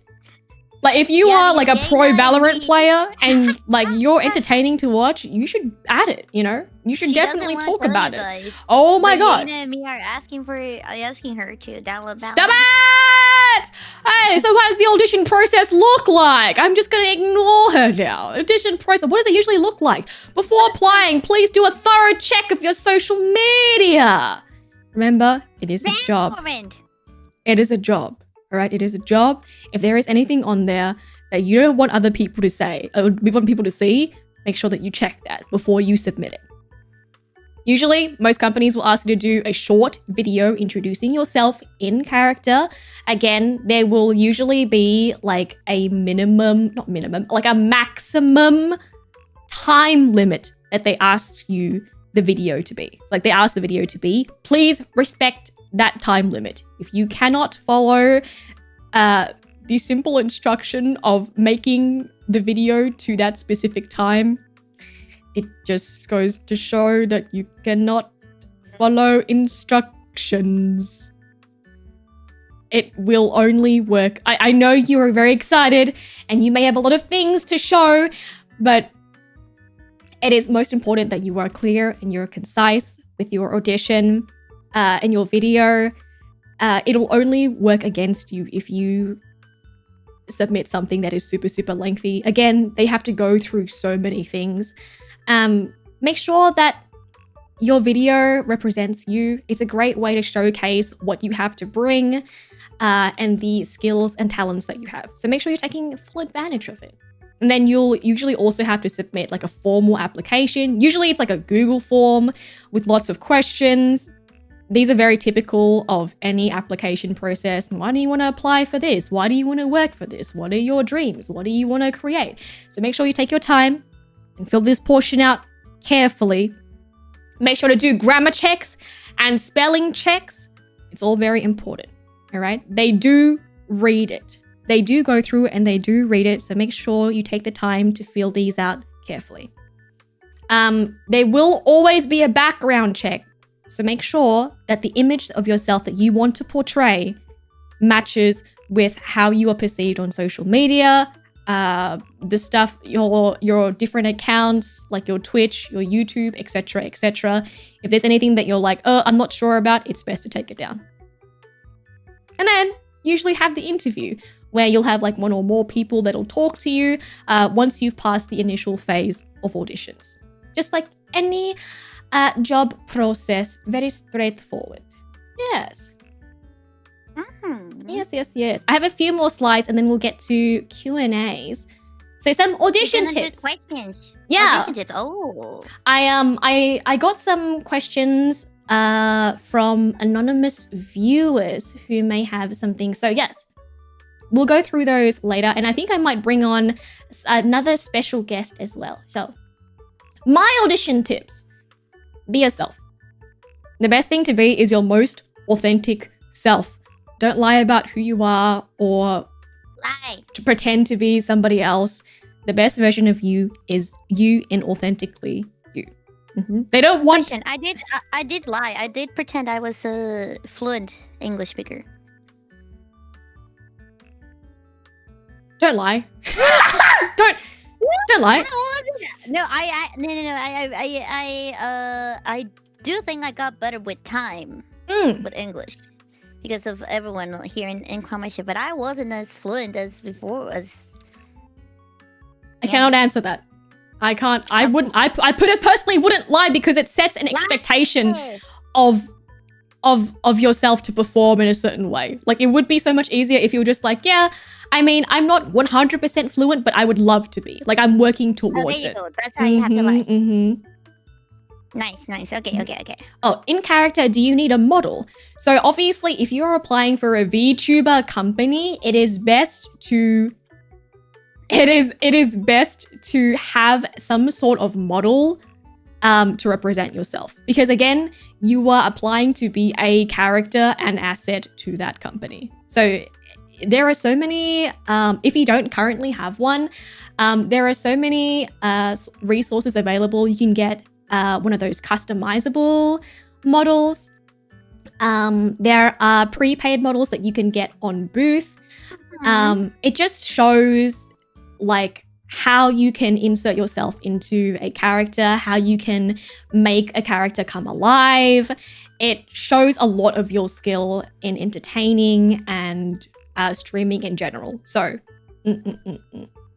highly recommend.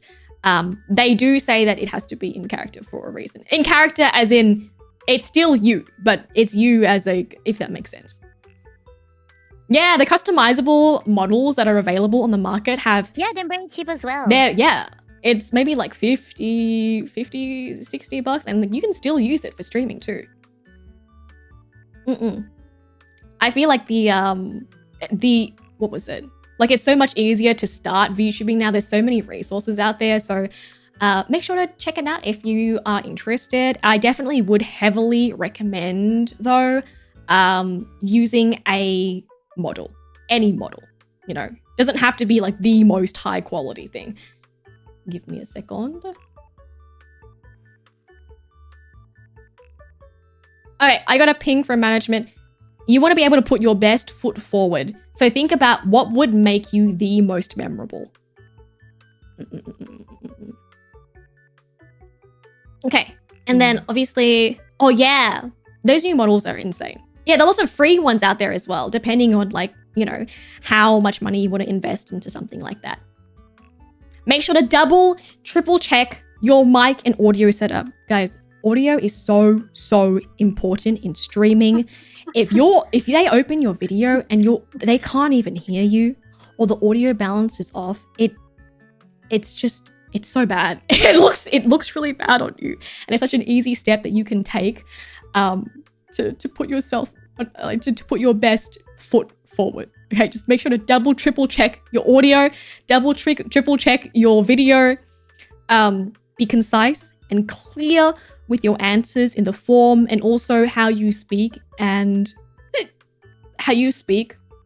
act on the video. If you say a lot of ums and ahs, it's totally okay to cut those out. Remember, you are your own best advocate. Shield yourself to your own horn. Be confident in yourself.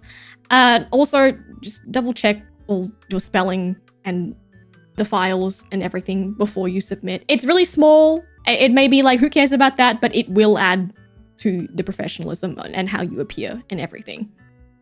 Bad audible is more noticeable than bad video. 100%. If they notice that your audio is whack, it will stand out immediately. Some audition tips that I got from the management team. Yippee! Focus on what have I done and also what I want to do in the future. I think that's a really good point. So what have you done so far? Your proudest achievements, what you've been able to do by yourself, and what you could do with the backing of a company. You know, what you want to do, what your dreams and goals are. Talk about your experiences, even if it doesn't relate directly to VTubing. Like Ruby and I spoke about earlier, how we both have experiences working in like an office. That shows that, you know, you're used to working in a team environment. You're used to working in a corporate background. You know how to do deliverables. You know how to, you know what I mean, turn up to meetings and stuff like that. So make sure to include that stuff. It may relate. Oh, a thing that I do want to say is that you can talk about your experiences and then talk about how it will relate or add to your application. So you could say like, okay, I used to have a job in this. And because I worked in this helps me because I have experience and knowledge about this and this and this and this. So it's very like, tell them about it and then show them and explain how that adds to you as an applicant. Be your own advocate. Don't be afraid to show off your numbers or your big successes. The company might not know your big achievements because they don't know everything about you yet, you know, unless you show them off, so they might not know. Don't be afraid to toot your own horn. Be confident in yourself. The audition video. The most important thing, does this video do a good job of showcasing who I am? I remember watching a video about Gura talking about her audition video and how she did this whole thing. And then after she watched it back, she was like, this isn't me at all. And then she redid it. And then that ended up being the video that got her into Hololive. Authenticity and the sincerity of how you come across goes such a long way. They'll be able to tell. It is very, very obvious if you are not, if you are trying to maybe put on a certain bravado or you're trying to be someone that you are not. But also at the end of the day, don't you want to put your best foot forward? You know, don't you want them to also accept and want you as you are, you know, in the best parts of yourself? I don't know. They can smell you if you aren't genuine. I mean, kind of, yes. But you said be in character. I mean, I'm in character.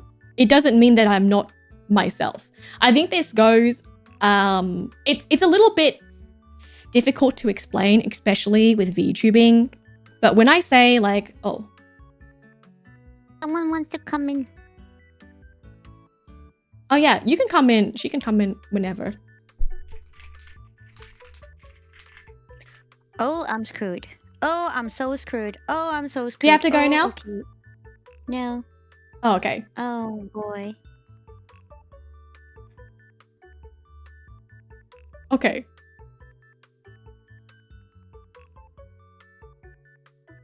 Sorry. I mean, sorry, my bad. But when I talk about like being yourself and being in character, it's kind of a different thing. You know, it's kind of a different thing. But like what I mean is that obviously you have to like you're playing up a version of yourself. This version of CERSEA that you see is obviously not how I act when I am sitting by myself in my room. It is an amped up version of myself that is for stream. But it is inherently still me. I'm not trying to be somebody else, you know? And you can add kayfabe into that as well, where obviously kayfabe is not as common, especially in the Western VTubing sphere, but you can add kayfabe to it. But obviously it's like, you're still yourself. I'm very boring. I'm so boring. Sorry, we're so boring. We're just ourselves. But obviously, like, to a certain degree, it is still you behind the screen. You know, parts of yourself will leak out. It is still inherently you. Yeah, exactly. It's just an enhanced version of yourself. But I'm not going to sit here and try to be like, you know what I mean? Like, I'm not someone that's super, super high energy or Zoomer or is, you know, knows about internet lingo or anything like that. Like if I tried to be that just because I thought that's what they wanted to be, like it would come off. Like they would be able to tell that that's not who I am. And then if you got in like that, then you just have to keep up an act instead of, you know, them wanting you for who you are. You seem pretty Zoomer. Girl, what? All right, obviously think about how you can showcase your skills and your talents in a creative way. Some companies have to sort through thousands of applicants, so try to use a strong hook in the beginning to reel them in. Sorry, I keep getting pinged. Yes, I am hip and I'm cool and I'm down with it. Try to be creative, but obviously make sure that the message that you're trying to convey in the video is still easy to read and easy to understand. Show your range. Are you great at creating clippable moments in streams? Do you have like a musical background? Tell and then show them to back it up. Like for example, I know how to like draw and stuff. Like before I was in this corpo, I used to do a lot of drawing. I used to do a lot of art for my own things. You know, draw your own emotes, draw your own badges. It was just, you know, you just have to do that stuff yourself when you are freaking poor and you want to do indie VTubing. So when it came to the audition video, it was, I dabble in art. Well, like I am an artist. And then you show it. Show examples of it in the video. Or if you're like, oh, you know, I am very energetic on stream and I'm really great at creating memorable moments. Insert a clip of it in the video so they can see. Otherwise, what? They're just going to take your word for it? I don't know. It's always better to show and rather than tell. And then lastly, before we get to the questions, some red flags that you have to be wary of. Do your research and be diligent about the company that you are applying to. Please make sure that you are researching them and you are being smart online. If a company asks you to pay to apply, what? Don't do that. Don't pay to apply to anything. Please don't give anyone your money. That's very weird. That's very, very odd. And is not normal and is not standard.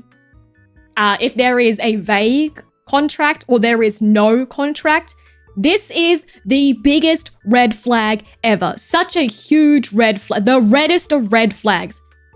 Please, if there is any sort of contract, try and get a lawyer to read it over. You can look at if the company is a registered business or not. They have to be a registered business to be able to earn money and do tax things. So make sure all of that, you can look into all that. So make sure you guys are doing your due diligence, okay?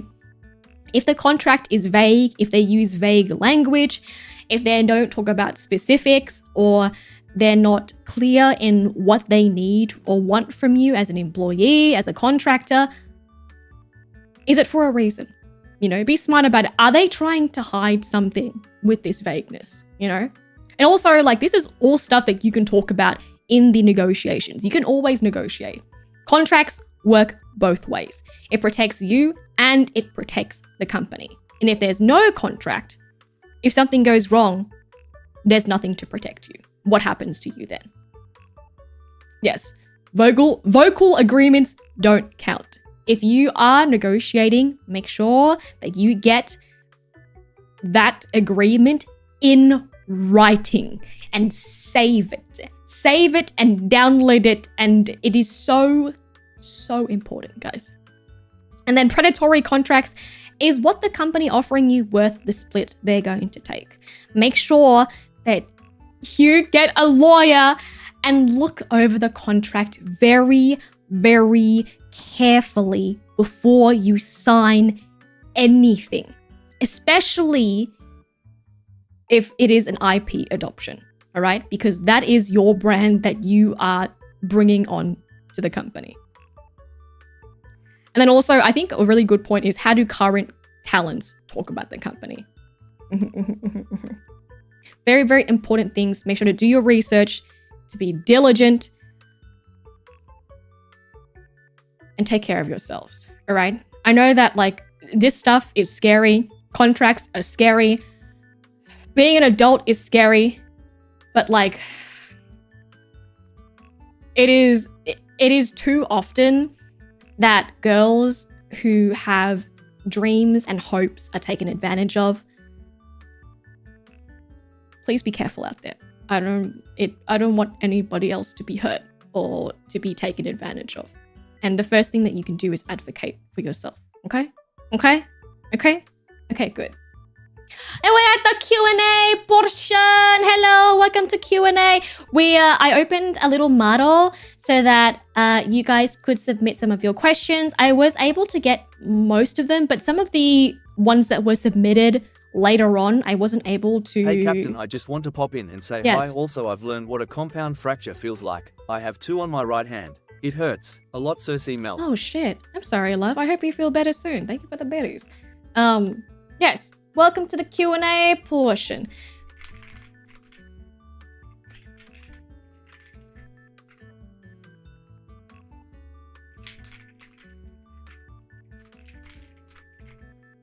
I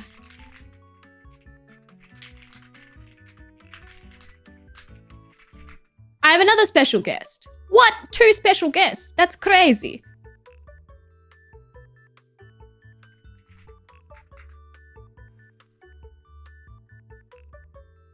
Beep, beep, beep, beep, beep, beep, beep, beep. Yeah, 2 special guests. Isn't that crazy? Yes, amazing, amazing. So, I have some that, I have some that some of you guys submitted earlier on, but some of the ones that were submitted like earlier today, I might miss out on because I wasn't able to confirm with management the answers and stuff like that. I might be able to. But yeah. Oh, someone from management is looking. Sweet. Let me see. What? Ow! Fuck, you scared the What? shit out of me. Wait, what? Someone from management is watching? Yes. I asked them to. You what? You did? Don't lie. Don't lie. Forget what about. Don't lie. Wow, lies are bad. Don't lie on your application. That's bad. And I told you! I don't! Ruby has not said anything. no, I said. Be your, yeah, love yourself. Be your best authentic self. Yeah, guys. Yeah. You only have yourself to blame. It's true. It's true, Ruby. You do only have yourself to blame. It's true. Okay. Yes. Hi, Mane-san. Thank you for being here. Appreciate it. Oh. Ah! He was definitely. They were definitely watching. Oh, They were watching Mane-san? Mane-san was watching the whole time. Hi, Mane-san. Oh, damn. I'm in trouble. I'm in trouble. You're okay. They didn't see anything. There is no war in Ba Sing Se. I can already hear them going, Miss Ruby. That's the kind of words I hear from Mane-san when I'm in trouble. Yeah. I feel like I've also heard them say that about you. Miss Ruby. They don't call you Miss CERSEA? No, I've never been called Miss CERSEA. Are you kidding me? Yeah. Are you really? When do I get told off? Oh my god, I see Young Pups. Hello. Hi, Young Pups. Hi, Main San. Ruby was never here. So She's still playing Valorant CERSEA's mum. That's how Yes, it's gonna yes. be. Okay, then When has Mane-san ever... Hi, Yena. lie on all your applications. Hello. Hello. I have a question. Has Yes. management ever referred to you as Miss Yena when they tell you off? When they tell me off? Yunaoi Yeah, when you're in Captain. trouble. Yunaoi Actually, I've never been in WUBYYY. trouble ever in my life. Yeah. Okay. I see how it is. Ruby was saying, she was like, oh yeah, when I get in trouble, they call me Miss Ruby. And I was like, they've never called me that. I also don't think I ever get in trouble, honestly. And she was like, I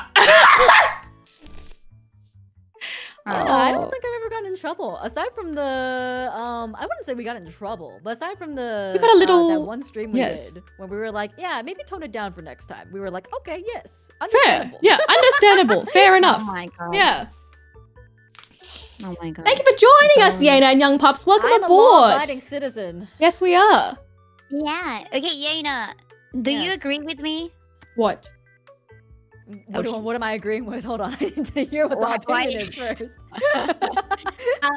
Should we lie in our No. audition application? Stop it. How come? No! I don't believe in lying, but I do believe in escalating the truth. There you go. Aha, I win. That's not Because I lying. I think that is a skill that you use It's in been a all year and job 1 month. applications. You know Not what that just equals? VTuber applications. 13, You colon, have to closing know how parenthesis. to stretch the truth a little bit to make yourself seem more Exactly. impressive. Exactly. Because So that's we're all breaking the VTubing truth. is, honestly. To be honest, it's just making yourself seem cooler than you actually are. We're just normal people. We're just normal girls. I don't know what you're talking Sometimes, about. You know. I am a ghost pirate. I have no idea. Stop ruining my immersion. No, but she's for real though. I mean, Ruby keeps saying, okay, you can lie in your application. Don't lie. You just have to spin it in a way that is, you know, paints you in a positive light. I think one of the, I don't know if this has already been discussed, but one of the big selling points I think in my application that I think was very, very successful, and I can say that because I interviewed for a lot of corpos. And I did this thing where I very much so was like, hey, I can do X thing. Here's me doing X thing, by the way. Like, Yeah. look at it. I have proof, you know?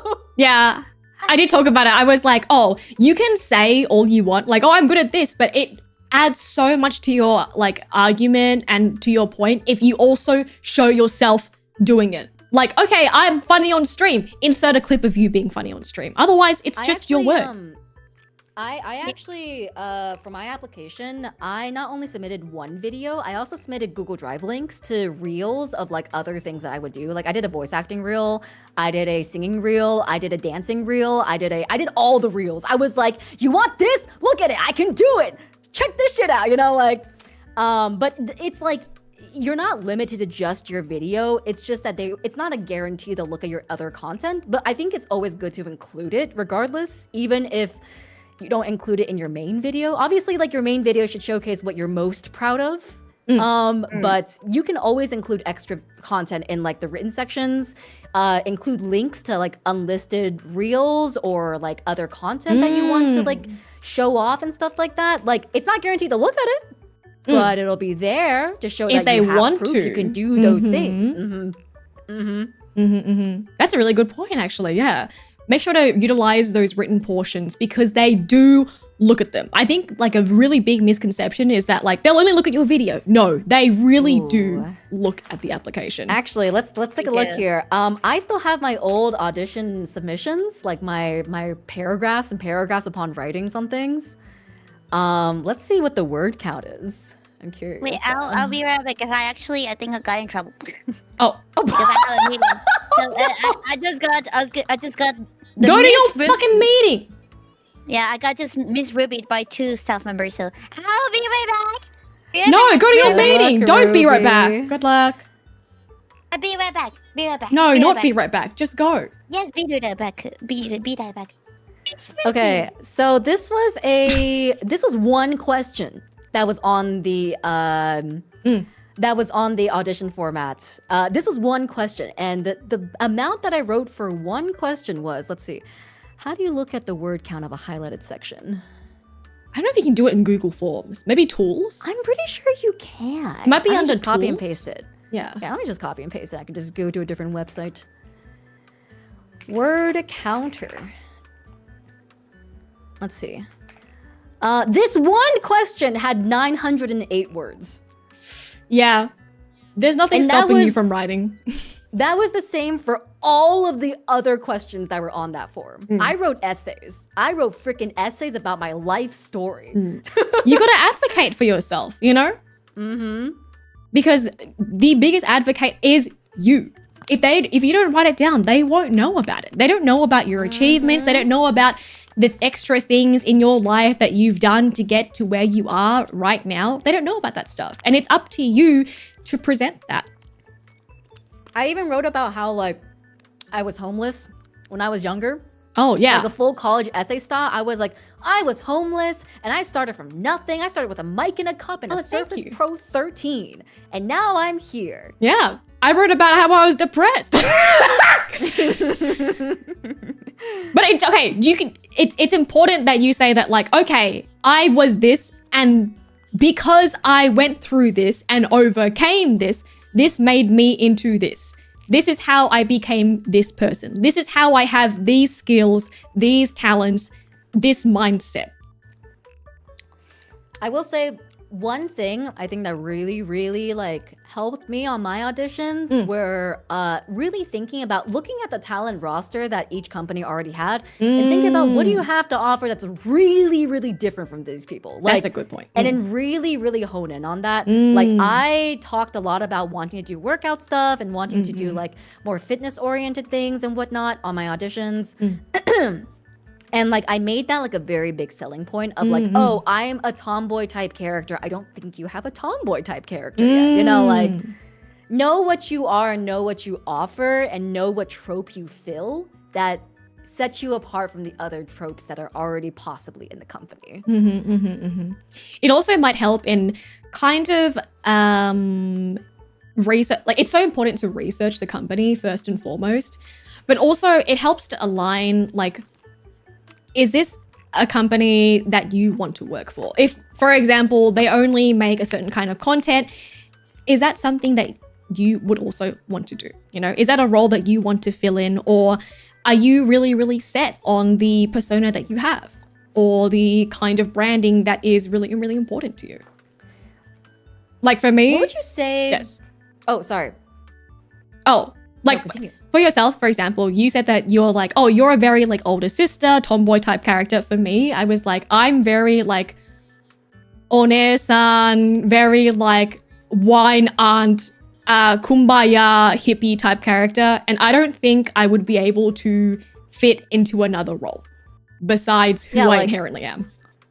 Imagine if imagine if I was Cersei's character and Cersei was my character. You know, like it wouldn't feel right. It would be whack. And I also think, actually, I think that's a really good point to make as well. This isn't just for our auditions, obviously, because like I think we have a bit more of a loosey-goosey style in terms of like, are you coming in with your IP? Are you making a new IP from scratch? Do you have a say in it and stuff like that? But like other corporations may not have like that sort of flexibility, right? And they may already have characters made and stuff like that. And so if you like do end up getting, this is just general advice from like other auditions, I think, but if you do end up getting like rejected, or like if they say that you're not a good fit, it could very well be that you're just not a good fit because there's just no character that suits you. Like you could be the most talented, the most spectacular individual ever, but it's like, imagine Gigi and Nerissa Ravencroft, you know, it's like... Like they would never cast her. Work. Yeah. It would not work. Like, yeah, a lot of times it is never ever personal. It's never like they're looking at you and they're like, I hate this guy, that's why I don't want him. So many times it's just maybe you were not the right fit for the company at this point in time. Maybe they've already accepted somebody else on and you have a very similar content type, or you're very similar something else that wouldn't work alongside them. It is so there are so many different factors that come into play, and I hope it doesn't deter you from seeking out other opportunities, because it is amazing that you're putting yourself in the ring in the first place. It takes a lot of bravery and a lot of like, it's scary, you know? It's very intimidating, so go you. one of the things I think I really feel like I succeeded on in terms of like getting all like my audition stuff together was it made me take the time to kind of reflect and be like, what do I actually want to do for my content? And like, what kind of direction do I actually want to take with my community? Because like, I think a lot of VTubers, again, VTubing is hyper accessible in a sense of like, you get to don this anonymous face, have practically no online repercussions if anything happens, or like if you don't succeed. Whereas like if you use your real face, for your identity, there's like possible repercussions of like that stuff stays on the internet. People from future hiring could find you, maybe, who knows, there's possibility that you could be doxxed if you get popular enough in real life, stuff like that, right? Like as you're just going about your daily life. But VTubing is so accessible and anonymous that I feel like a lot of people who go into it and end up finding success in it don't really end up honing in on what exactly they want to do. And I feel like the audition process really helped me to, because I speak from experience. I went into it kind of willy-nilly, and then all of a sudden I was doing it full-time, and then I was like, oh, what am I doing? I don't know what kind of content I'm doing. I have no idea what's going on. And then when I was auditioning, it really made me think like, what makes me stand out from other VTubers? What makes me stand out for other content creators, period? And what can I bring to the table that is very unique to me? And part of that was like, I'm very analytical and I'm very like new to video games. And I'm also coming from a perspective of like a researcher standpoint where like I like delving into stories and seeing character motivations and like finding out how you convey certain things through media points that like maybe other streamers don't have, and like I really put that into my audition when I was like making all my stuff and writing up all my essays and stuff like that. And I think that was a big selling point. Like I think it was a big selling point. I agree. I think like knowing your own brand identity and what you want to bring is so like it's such a huge plus, because even going into it, if you don't know what you want to do, it is so hard to kind of have the direction and for them to help you on that journey if you already don't know what you want. And it's so helpful for them to be able to see where you may fit along the talent roster or where you may fit within the company. So it is a huge plus. Like you always have to think about like, like what do I have that other people don't have? What can you bring? What kind of different perspective? Sorry, I'm just typing feedback. It's nothing bad. I'm just trying to do work. Dude, okay, sorry. I was talking about this on my stream. The new huh? What? Yeah, what were you talking about? Oh, no. I was just about to say, I was talking about the new KVs on stream earlier today. Oh, UK Visual? Did you get your full body back? No. Oh, you didn't? No. Oh, soon, hopefully. I just got mine back recently. Yeah, do you like it? I feel like the anatomy is a little bit weird, but I feel like that's just like the difference between going from half body to full body. You know what I mean? Yeah, because the perspective was, different from the beginning because it was to be a bust up. But yes, anyways, on that note, actually, I think that's a really cool aspect of being in a corpo that I feel like people don't really see from outside in, is that you have like pretty big teams of people kind of like coordinating things between everything, and you automatically just rack up so many more open threads and projects that it's like a little bit overwhelming sometimes. So that's also another point where it's like, if you are very used to working on your own and working on a streamline on your own, I think being in a corpo in that way is very different. Like there's like 60 different threads. It's not just like you have your Twitter DMs where you have commissions and stuff like that, you have like a bunch of different Discords, bunch of different threads, bunch of different people in each of those threads, and it's confusing and things get lost, and it's like, it can be very, very overwhelming. So that's another pretty big, I think, like cultural difference between just being indie and being a corpo. Yeah, we talked about it earlier where Ribby was saying that like there is a big difference in like work pace in terms of like being by yourself and like wanting things to come out, like, oh, I want to release this at a certain time and I want to do this. But there are certain things, especially with the bureaucracy of working with so many different people, with staff, with different freelancers, where if those sort of interpersonal communications are difficult for you and you don't have maybe the ability to have a manager to help you with those things, may be difficult as an indie. And I think like those sorts of things, that kind of support, especially as a corpo VTuber, is super helpful for me. Like a person that is super, super like introverted. Like I bless my Mane-san for replying to things when I'm too scared to message freelancers. But yes, thank you for your insights, Miss Ma'am. I do have like some Q&A questions if you would like to stay that I have gotten before stream that have been anonymously selected. Oh, not anonymously selected, but anonymously like submitted. Yes. So we can go through them a little bit. I also have feedback from the management team because I've corroborated the answers with them to give you guys the most helpful, hopefully, advice if you were to take this and go to any VTube audition. Okay, so first the one, is it better to try to quote unquote break the mold with an audition so that you stand out, or should you prioritize delivering what the corpo is expecting? Okay.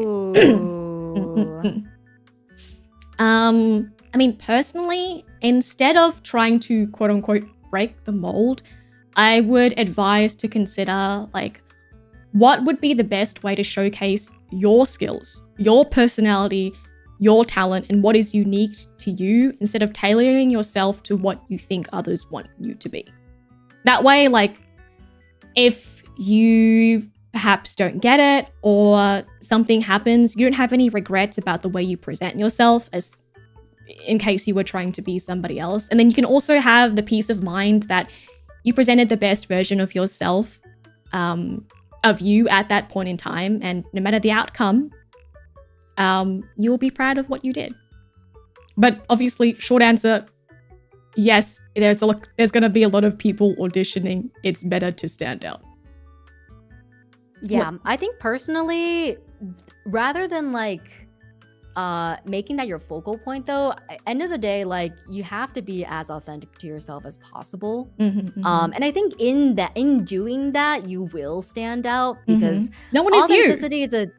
Authenticity is a very, very deep topic, right? Where it's like you can see a lot of people do a lot of things and then be like, oh, I'm gonna do the next big thing because like this game just came out and I'm gonna, do this game or like et cetera, right? But at the end of the day, like that's any streamer can do that, right? So I think looking really deep inside and being like, what are you and who are you and why do you bring a special angle to anything that you do as a streamer that could be done by any other streamer, So I think rather than breaking the mold, like in my perspective, it's better to stand out by being authentically you, but you have to ask yourself the deep questions of what makes you authentically you, and that's the hard part, I think. Yeah. That's why I feel like the audition process is very reflective, very introspective. Because maybe you haven't thought about these things yet and you really have to consider them because it is, you're trying to put your best foot forward. You're trying to put the best version of yourself out there. But yeah, that's that question. Next question. Thank you for submitting, by the way. I heard most VTuber corps prefer to pick people who can actually do things themselves. Is this the same? So, yeah. Interesting. I would say in my experience, yes, because even if you have, say, because for example, right, like I know how to mix, I know basic anatomy, I do design, I have done video editing, motion graphics, etc. Right? Because I was a one-man crew before joining a corpo. Yes. Simply just Poor because man's I don't have buff. Yeah. Yeah, poor man's buff. It was simply because I didn't have money, like so I just learned everything myself. But I think those skills still transfer into a corporate scene because you learn how to give feedback and communicate on those tasks that now you offshoot to like other freelancers, even if you're not the one doing them yourself anymore. Like for example, like when I give feedback on MVs and stuff, I'm able to be like, oh, could you like lessen the like I don't know, could you like lessen the velocity on this entrance? Or could you add a, like, I don't know, Gaussian blur here? Like that's a very simple, feedback point. But it's like, I know the terminology for a lot of typical motion graphics, VFX, design standpoint, things that allow me to give better feedback. And that's a skill in itself, I think, that you learn from experience and just knowing like how to do those things. So I think, yes, VTuber Corps, I think, do pick people who can do things themselves because it gives you the experience to be able to direct those projects yourselves as well. Because I'm not gonna lie, there's not a lot of people on the management team, I think, who have direct experience with, say, like mixing or say like motion graphics or video editing and stuff like that, right? Like a lot of our staff are proficient in other fields, but not specifically the more production side of stuff. And oftentimes the direction and stuff of production ends up falling on talents. And if you know already how to do those things and you know how to give feedback on those things, it makes things worlds easier. I think an example that I want to bring up is like, for example, I didn't have any experience with any sort of like music stuff. Like I don't know anything about mixing or making a video, and like that's all stuff that I had to pick up and learn after joining a corpo. Like when we first did Trailblazer, it was very like I don't know what the fuck is going. Like they would give like a round of, they would give us like a mix back, and I'd be like, I guess I sound okay. Like I wouldn't know. You know what I mean? And that's like stuff that you learn from like being in that field, from having that sort of experience. Giving feedback in itself is a skill. Like back in the day, I was just like, I genuinely have no idea what's going on. I still don't have no idea. I have more of an idea of what's going on. I think for me, I guess I'll interpret this as like people that work independently, maybe people that want to pursue their own projects and know what they want. Then I guess, yes, inherently people want to work with people that are driven and passionate about what they want. I think the thing is that the company is only there to add support. The flame of passion or whatever that you have already has to be there. They're only there to fan it, you know? And I did ask management about this, and they did corroborate and say that like they want people that are driven and to work hard, that work hard, but maybe need that extra little bit of help in terms of the support of staff, support of management. But yeah, they also said that like knowing how to do stuff that have relevant skills and stuff like that will give you bonus points, because obviously it shows that you can communicate. You can communicate with different sorts of freelancers and with the management team. And altogether, it's about how successfully we can work together as a whole.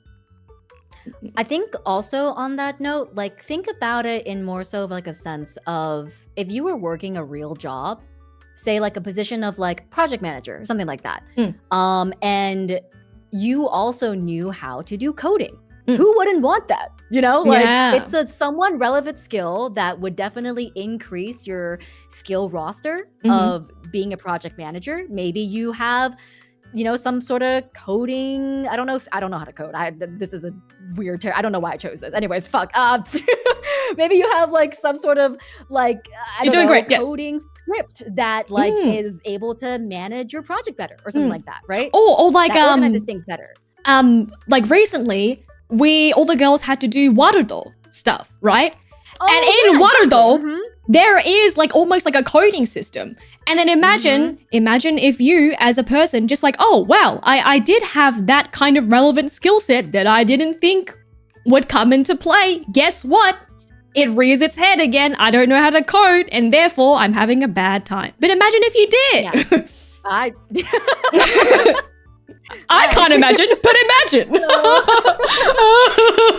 Yeah, I have some like basic knowledge in JavaScript and like a little bit of stuff because I was just like that kind of person that just I don't know, a little crazy. Likes to just take random classes on like Khan Academy stuff. Back in like college, but I don't do that anymore. I'm not crazy anymore, thankfully.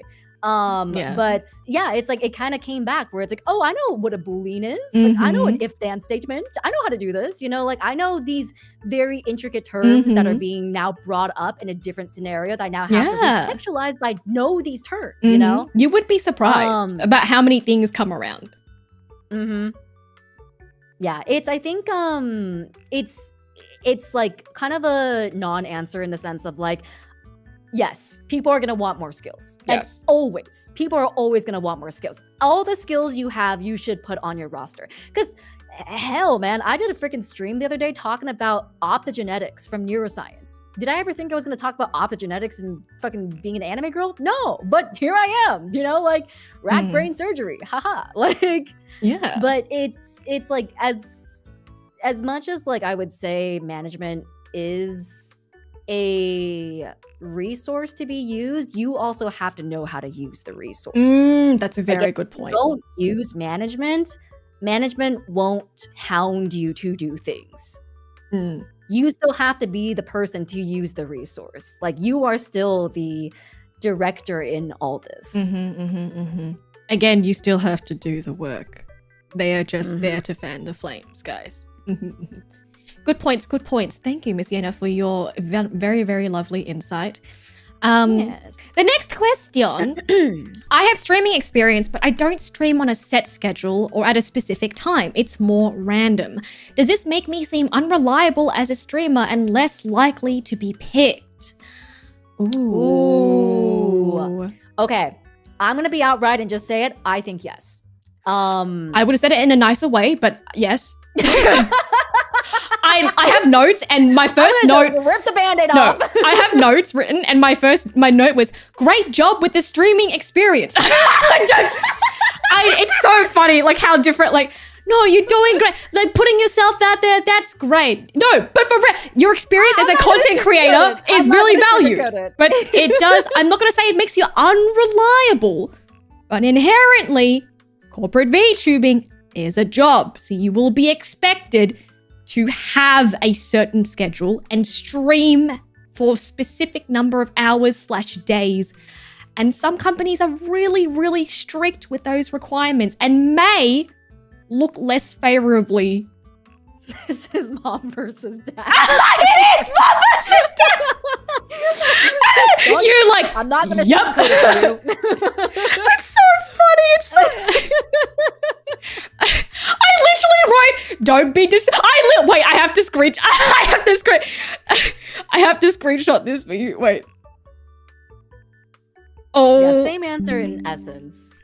But I think like a lot of these questions can be taken from the same angle. Like obviously, silly anime girl, right? Like, haha, we make the funny on the internet. But also it's still an application, and it's very similar to a job application, right? Like you still have to submit your skill set. You have to submit why you align with the company, what makes you stand out, why you would fit into the company culture, stuff like that, right? Like it is very much so a job interview. And I think like when you look at it from that angle, you start seeing like a lot more of like what you can do to make your case stronger for yourself. Like for example, right?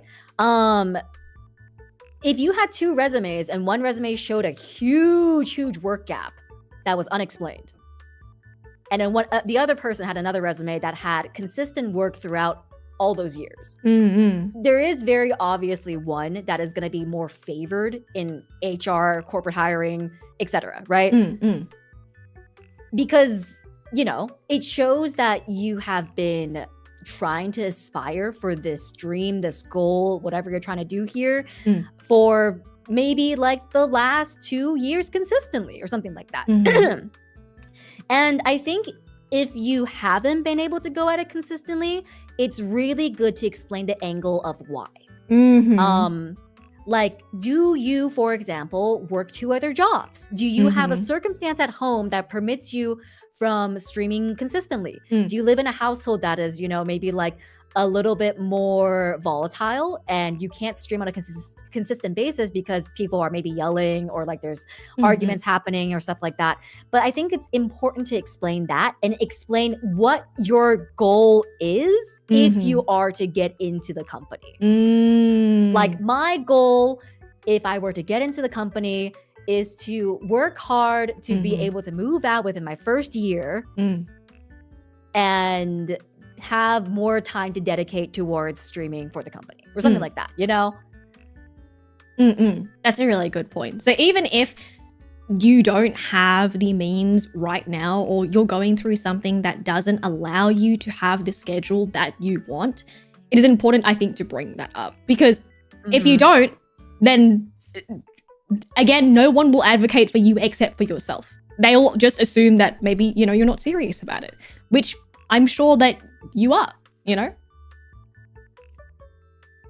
But yeah, yes. I think one thing I wrote on my application was that I already had plans to move out, and I had plans to have a full streaming room that had space for 3D. Like I was very much so like, here are my 3 things that I'm going to be doing this next year as a heads up for like my streaming availability and like et cetera, you know? Yeah. For me, I think my like consistency is something that I'm like really proud of. Like even before I was in the corporate, like I'm very like, I'm here at a certain time. You will see me at this certain time. Like I will not be 1 minute, 2 minutes late. Like I will be here. And I think that's like, they will go back and they will look at your streaming as well. Like if you are considered or they check you out, they will do a background check and they will look at your previous streams, how often you stream, how long you stream. That will all be taken into account. But yes, management also did say, yes? No, I suggested nodders. Nodders, yes, nodders. Management also did say if consistency is king, if you can't find a consistent schedule, even if you are in a corpo, it'll be hard for them to help you grow. It's just... Yeah, I think a corpo, maybe... No, I probably shouldn't say this. I think this is a little bit too into NDA. No. It's not bad. It's just it was just talking about monetary income. Yeah, no, we can't say that. Yeah. I think that's bordering That's okay. a little bit too close on NDA. But basically, I will say that like we're not making crazy bank or anything like that, you know. So if you're hoping for a corpo as a situation for like to get out of like. To save make you the income to like save you or like get you out of a bad situation. This is not the job for you. Maybe it's not a thing that you should consider right now. You know, like I think it's definitely one of those things where sometimes people are a little bit like under the impression that you kind of succeed once you get into a corpo. Not the case. Definitely not the case. You have probably a section of time where you'll be making no income actually, because you will have to be in limbo and in the basement. And you will not be making income during that time. Zero, nothing. So like that's something to consider too. Yeah. And you're actively working during that time for like a debut or anything. So I mean, it is like we said before, like that's such a huge misconception that you're going to get into a corpo and you're going to make bank, or you're going to get into a corpo and you're going to be famous and you're going to be the next Iron Mouse. And it's just not true, guys. It is not true. And I would be responsible with your money and be realistic with your living situations. Also remember that you don't get money straight out of the gate. You're in it. Okay, I can't speak for everyone, but in a lot of Vtuber corporations, you are an independent contractor. Like you are not on a salary. You are not getting paid hourly. You don't get a wage. You get support in the form of budget. And then you get if you get whatever budget. The company. Yeah, if you get budget. I mean, we can say that. We can say we get budget. Oh, we get budget. But if you're not applying for this company, yes. Yeah, if you're not applying for this, then it may be different. But like you know, like if you get budget, you get that. You get the support of staff, and you get whatever the, I guess, percentage cut or the percentage of income that you make from your activities, right? You don't typically get much else than that. And then when you first debut, you also have to get monetized first. Yeah. So there's that journey to make as well. So yeah. It is definitely not something that's gonna instantly make you bank, you know. It's all a process. Again, you have to work for it. Remember that when you debut, you are essentially starting up from the beginning again. So please keep that in mind. Okay, next the question. Hi. Many VTubers, indie, and corporate VTubers have jobs and the school they attend. Is that a deal breaker, or does it depend on what they are in college for and their availability? Ooh. Can you imagine? If you're in college for finance, I don't want you. If you're a finance, I don't know. That's not a deal breaker. You're okay. We have girls within Chroma Shift that are still in school, like actively.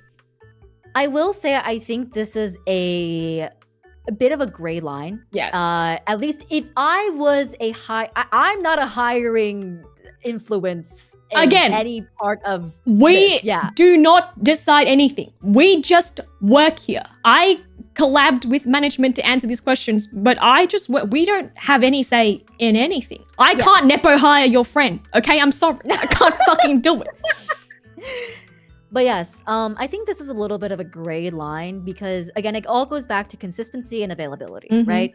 It's like if you are able to handle being in school, being in work, and still do this obligation to a degree that the company expects of you, then there should be no problems. Yeah. However, if you cannot and you're desperately like trying to find workarounds and the workarounds are not very permanent to like or conducive to like your growth, then that may be something that could be considered. Like for example, if you live in a dorm with 3 other people and you cannot find time to stream alone by yourself because you live with 3 other people, then yes, maybe that is taken into consideration because you can't stream solo without fear of doxing yourself, without fear of potentially giving away other people that are not involved in the streaming space, So that's something to consider, Also, if you are someone who works a job that is not like a consistent schedule base, that you're called in on shifts on an hourly basis, scheduled at weird times that aren't guaranteed like the week before, and that makes scheduling different with like say management meetings, or it makes meeting deadlines difficult because maybe like you work during the holidays and then you have holiday obligations for the company that you can't meet. So that's also something to consider as well. End of the day, I think you can do whatever you want. I mean, hey, this is full transparency. I've talked about this on stream before, and I've already cleared with management about being okay to talk about in vague terms. But I used to run a company before I joined this company. Oh yeah, like I used to run a company. Sometimes you say stuff, and I'm like, what's she gonna say? What's she gonna say? I feel like, and then the same thing happens with Ruby, where she was like, I'm just gonna say this, and I'm like, oh my god, what's she gonna say? What's she gonna say? Oh my god, I like sweat a little bit. Okay, yes, you did. Yes, I ran my own company before joining this company. And I don't run that company as actively anymore. I still do some consulting on the side. I still do some, collaboration work on the side, behind the scenes. But like, I don't actively run it at face value anymore because I just don't have time. But when I joined the company, I was actively running it. And that was something I used to a benefit where I was like, look, I can stream consistently and I can be the CEO of a company and do all this stuff. Here are my statistics, my earning from the last year. This is how successful I've been with these collaborations, XYZ, here's the numbers, and I can do project management on this end and this end equally well and still be successful enough to, be full-time, and that was like a point that I used as like a strength, even though it kind of seemed like a weakness, where it was like, oh, I work a second job, Yeah, it's all about twisting it full time, But yeah, it's all about twisting it. It's not lying, but it's stretching the actuality of it, because the actuality of it was that I wasn't making enough from VTubing. And so I needed to find different revenue streams in order for me to do like at home work full time, which is why I started my company. But I didn't technically have to just say all that, on my application. I said instead, yeah, I do 2 things I'm very passionate about and I manage them both well. And I'm able to make, streams of income from both that are very, very, sustainable and blah, blah, blah, blah, blah. And I also, do these things. I have great work-life balance, et cetera, et cetera. And that's kind of how I spun it, But again, end of the day, I think you can do anything with your life. You could even be an IRL idol, I think, if you wanted to, as long as you are able to show that you're able to, 1, maintain a good schedule within this new commitment that you now want to do, and to have a good reason for doing so. Like, why do you want to do this? You know, if you already have a job, you're already going to school, why do you want to join a company? Yeah. That's a great question to ask yourself as well. Because it is a huge extra time commitment and responsibility commitment. Like, what is this giving to you that you don't get from just streaming casually as an indie VTuber? You know, if you just want to stream for fun, like, and you already have other responsibilities on the side, maybe it's easier if you're just streaming by your own, you know? So please, please, please, before you submit or audition, consider the load that this will have on you, on your work-life balance, on your mental health. Oh my God, the Girl. mental's a big one. That's one that people don't talk about enough. It is so exhausting having multiple jobs and then having to clock in for your next job where you have to be on. Like, you have to be like, hey guys, welcome to my book. It is very exhausting, guys. It is. I think another thing to also consider is if you're like currently an indie, right? And say you're looking into getting into a company to extend your exposure to more audience ranges or something like that. I think that's a very good reason. I think that's a very good reason to want to pursue being in a company, because just evidently as a basis level, you will be exposed to more eyes when you're in a company, which is good, but also bad. Also stressful. Being perceived is you have a bigger chance of things leaving your circle, a bigger chance of people leaving bad comments, a bigger chance of people, you know, just purposely being obtrusively mean, you know?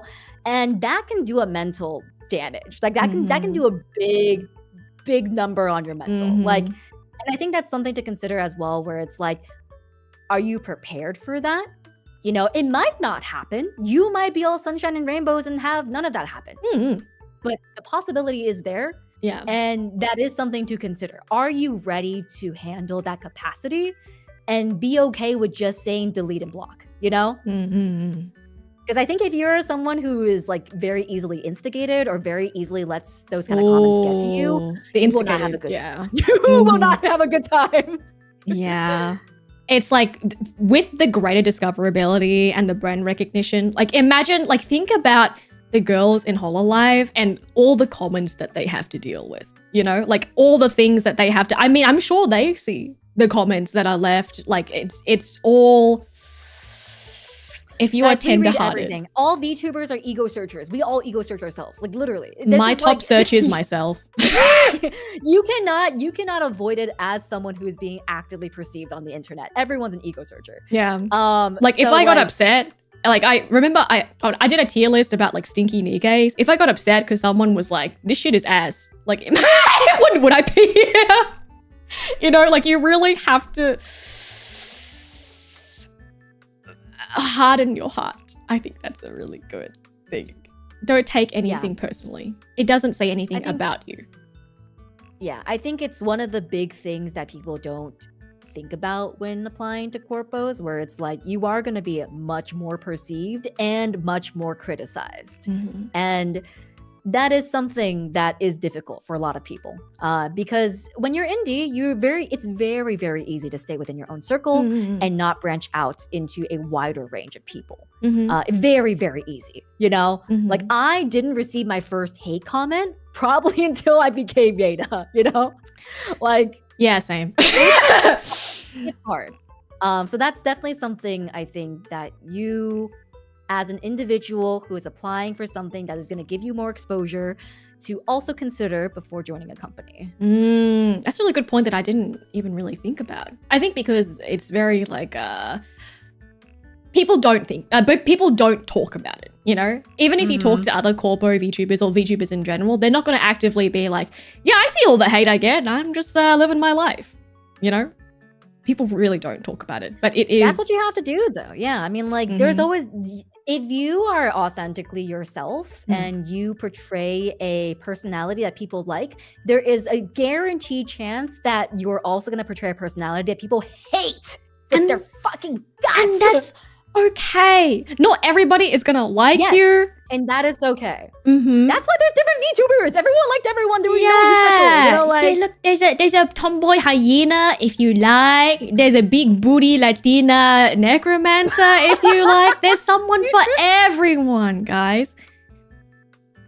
But yeah. but knowing how to be okay with that is, Mhm, I think, very, mhm. very important. Yeah. Like it's a lesson I learned coming into corporate space. Mm. That I hope more people who enter it for the first time Yeah. understand as well. You know. Mhm. People really don't talk about it, but it is really like a thing you have to come to terms with. It's just, you just have to be so secure in yourself and who you are and the person that you know you are. And don't let any of those comments kind of sway or make you think that you are less than, because you are not. There just be people on the internet, okay? My favorite is the gay one. Sorry. Okay, but going back to this, obviously, I also want to point out that, like, even if you join the company and you're not going to be working here, even if you join a company and say you have another job on the side, or you're working a different job, or you're still going to school, please, please, please be sure to respect other people who are doing this full time, who are working really, really hard behind the scenes. All right. It's really important that you remember that it is a team environment and it is a working machine. And just because you don't work as a cog there full time doesn't mean that you also don't have to respect other people that do. Okay? Okay? You just have to respect everyone's time. Imagine if Sharon from the marketing department never submitted their deadline, and you consistently could not move forward with the project because they never submitted their deadline. And then Sharon's like, yeah, but I go to uni on the weekend. I work a second job. And it's like, Sharon, but I swear, I understand that, but Sharon, I swear to God, if you don't fucking give me this report, I swear to God, Sharon. But yes, thank you, Dodo. Very, very good points. Okay. Does auditioning for other corpos make you a less likely candidate? Short answer, no. Ooh. Short answer, it does not. Yes. I agree. Short answer, no. Mm-hmm. This is a very interesting question, though, because in my personal opinion, I think it makes you actually look better. Because it shows that you're being ambitious. And it also shows that there's a chance that another corpo may snatch you up, you know? Oh, that's a good perspective. I also think the other thing could be, like, in reverse, it could also be really, really good if you are very passionate about that particular agency in particular. Mm-hmm. If you make a audition video that is specific to that company, they love that. They do really, really like that. I think there's ways to spin it in both ways that are good. Mm-hmm. Like, obviously, like, for example, right, if you were a larger indie that has like a viewership of in the 1000s and you're looking to apply for a corpo for whatever reason, and your CCV is already very high, you have a good repertoire of sponsorships and you have a good repertoire of events and stuff like that, there's no really big reason as to why you audition for a smaller corpo, right? And in that case, you could be like, yes, I am already far ahead in my career, and thus the only corpo I would ever consider going to is Hololive or something like that, you know? Where it's like, because there is really no step up from where they already at, aside from just continuing to go indie, then it's like, okay, the reason why I'm not auditioning to anything else is because I understand there's nothing better on the market right now for me, you know? Like, if I want to get more exposure, I want to get more resources, more support, and I'm already making bank, I already have, you know, a really solid CCV, a really solid fan base, et cetera, et cetera. I have a really good repertoire of sponsorship deals, of, you know, events, et cetera, you know, and I already work with a manager, and I still want to do the next bigger thing. Then it's like, okay, yeah, that makes sense, because Hololive is probably the next bigger thing up from that. Or like, you know, another corporation that maybe has like, I'm Niji Sanji, Face Connect, you know, like, etc. Right? Like, I think definitely like it's dependent on where your standing already is right now. Because like, obviously we all hate to talk about CCV, but like, it is a marker of kind of like where you're developed along your career. You know, how are you at handling a big audience? You know, that's also something that's very, very difficult to do and takes learning for, you know, frankness. Yeah. I mean, I know it sucks to talk about it, and no one wants to be like, your numbers play a part, you know, because there are so many people who have gone all the way to Hololive who have 0 streaming experience, but that doesn't mean they don't have experience in content creation. That's different. But the thing is, like, your CCV and your experience streaming means it weighs super, super heavily, because it is the number one kind of indicator that you are serious about what you've done. You can create an audience. You have the knack for entertaining people for a certain number of hours. You've been doing this and you've gathered the skills for how many ever years you've been doing this. Like, it proves your track record that you can create this and you can do this again, you know? And it sucks to be like, you know, obviously we want to look at people of all sizes and all things. And they do look at people from all different walks of life, from all different sorts of CCVs, but it does play a role in, you know what I mean? Like, showing the kind of creator that you are. Okay, in specifics to this question, I did get an answer from management. So they said, companies want to make it easier to find standout talent. When big corporations open auditions, applicants will work hard to showcase their skills, and we want to make it easier for them to not have to always update their audition videos. Though it is nice to see company-specific ones. Like, if you just freaking love Chroma Shift, for example, and you really, really like all the girls that work here, and you like what we stand for, and you like the content that we do, you know, it doesn't hurt to do a specific video. Companies also, you know, remember, it is a job application, so make sure that you research the company that you are auditioning for. But yes, it does not make you a less likely candidate. Next question. I will have to speed a little bit here. If someone auditions, can they ask the corpo representatives questions about the corpo too? I'm interested to ask the corpo about profitability and sustainability in light of the many agencies that have closed down in the past 1 to 2 years alone. This is a very dicey topic. But yes.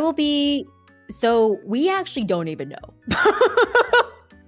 We don't know direct numbers. We don't know direct budgets. Like, obviously, like, we have our own budgets, but we don't know. Right? I can't ever, like, I said the same thing, but mine is like, whether they can give you a definitive answer is a different story. Transparency is very, like, it's so, like, you're so straightforward with it, and mine's like, well, transparency will vary because obviously, like, the financials and the contracts are different from company to company. You know, I can't, oh my God, it's just like the whiplash every time. But I will say, I think if you are welcome to ask anything. Yeah, go ahead. The chance that the people who you're asking may actually know the answers are very, very slim. Or they can give you the answer and it's not under NDA or something. Like, that's, good luck. I wish you luck. It's slim. Like, we don't talk numbers because that's under our NDA. You know, like, we have been given explicit instruction to not talk numbers, you know? And, like, if we as talents are not able to say stuff, then, you know, it figures that it's going to be hard to get actual contractual information before you make it through the pipeline process of the audition process, you know, before you actually see those numbers. But I will say that end of the day, I think when you audition for a corpo, you should have the faith that this corpo you're auditioning for is able to sustain themselves in that way. Because if you already don't, then there's already mistrust between you and the staff that is running the company, right? Like, why would you want to apply for a job if you think that the restaurant is going to close in a year? Exactly. Like, you know? I think personally, I can only answer for myself, but I wouldn't be here if I did not see a future for myself in this company. If this was something that I didn't see myself doing for a year, 2 years down the road, if I didn't believe in myself, in the company, in the other girls, I wouldn't be here. And I think that's all I can say. I can't speak about numbers. That's all I can say, you know? Yeah, I would say that I think this is a really good way of putting it.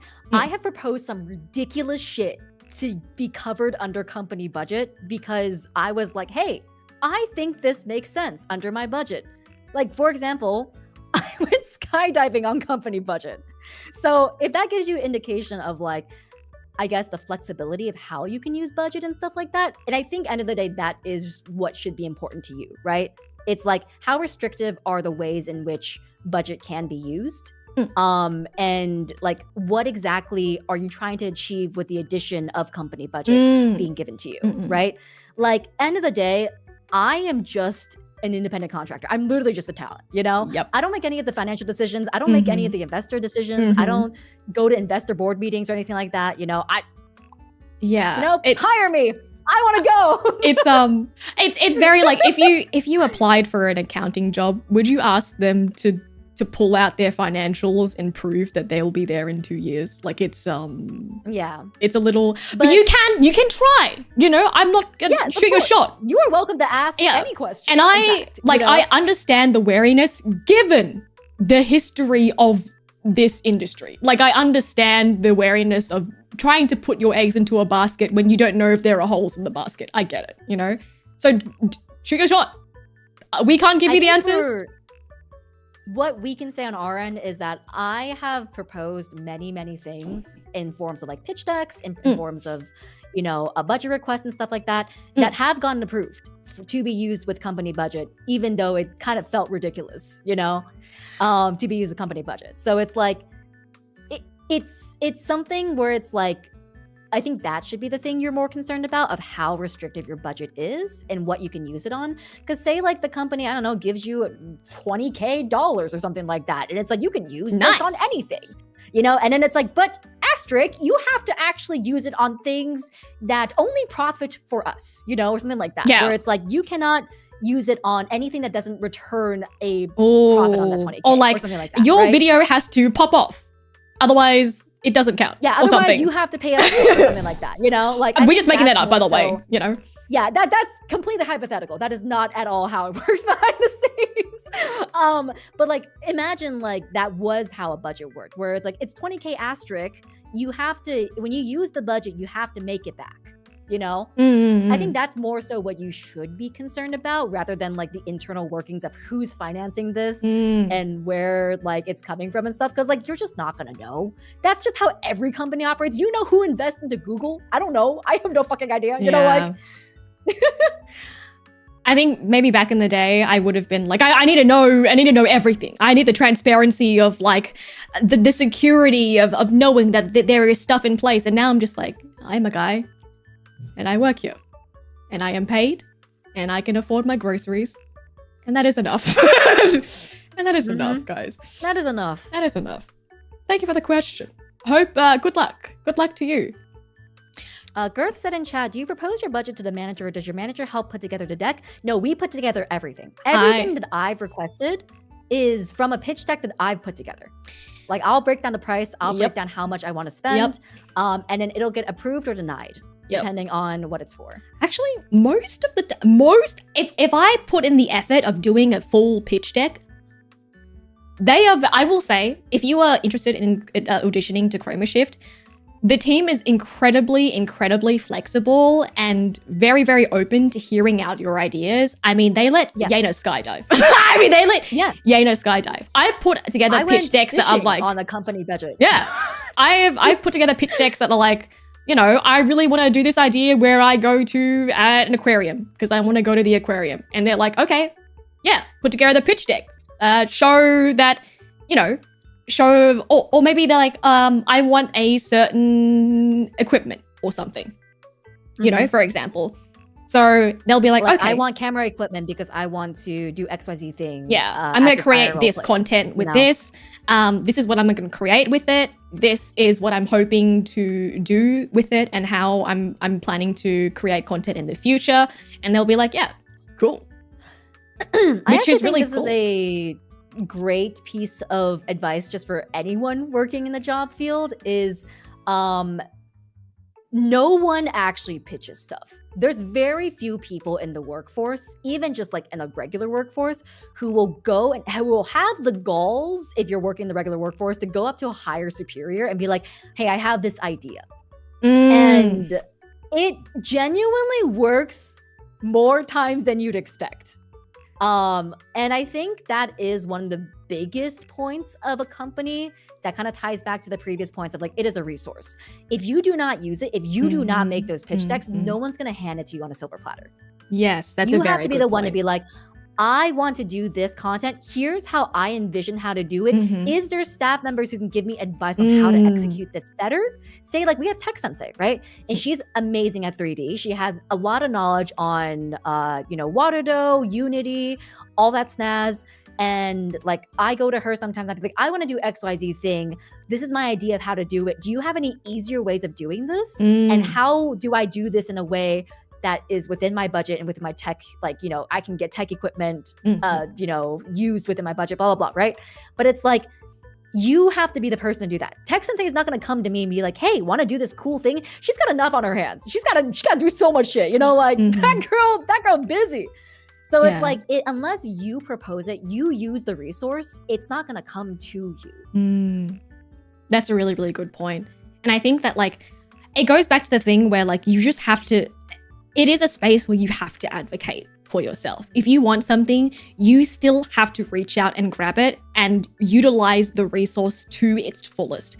And I think that like, that is a huge thing where sometimes people are in corporations and they don't fully take advantage of the resources. And like, maybe it's difficult for you to reach out, or maybe it's difficult. And that's what the company is there to help with. I mean, like personally, wait, what was I talking about? I forgot already. What were we talking about? Pitch decks? Pitch decks? Yes. Nope, I lost my train of thought. I lost my train of thought. Nope, it's gone. It's gone. Pitching ideas. Oh, guy. If I ingrate anything to you, you miss all the shots you don't take. Take the fucking shot. The worst they can say is no. That's it. And they say no, what about it? Okay, cool. Maybe not now. Maybe later. And then if they say no, you can go back and revise your pitch deck. Yeah. You can ask why. Yeah, you can be no, but why? Is it because of budget? Is it because of timing? Is it because of, there's so many different reasons, But you miss out by not shooting your shot.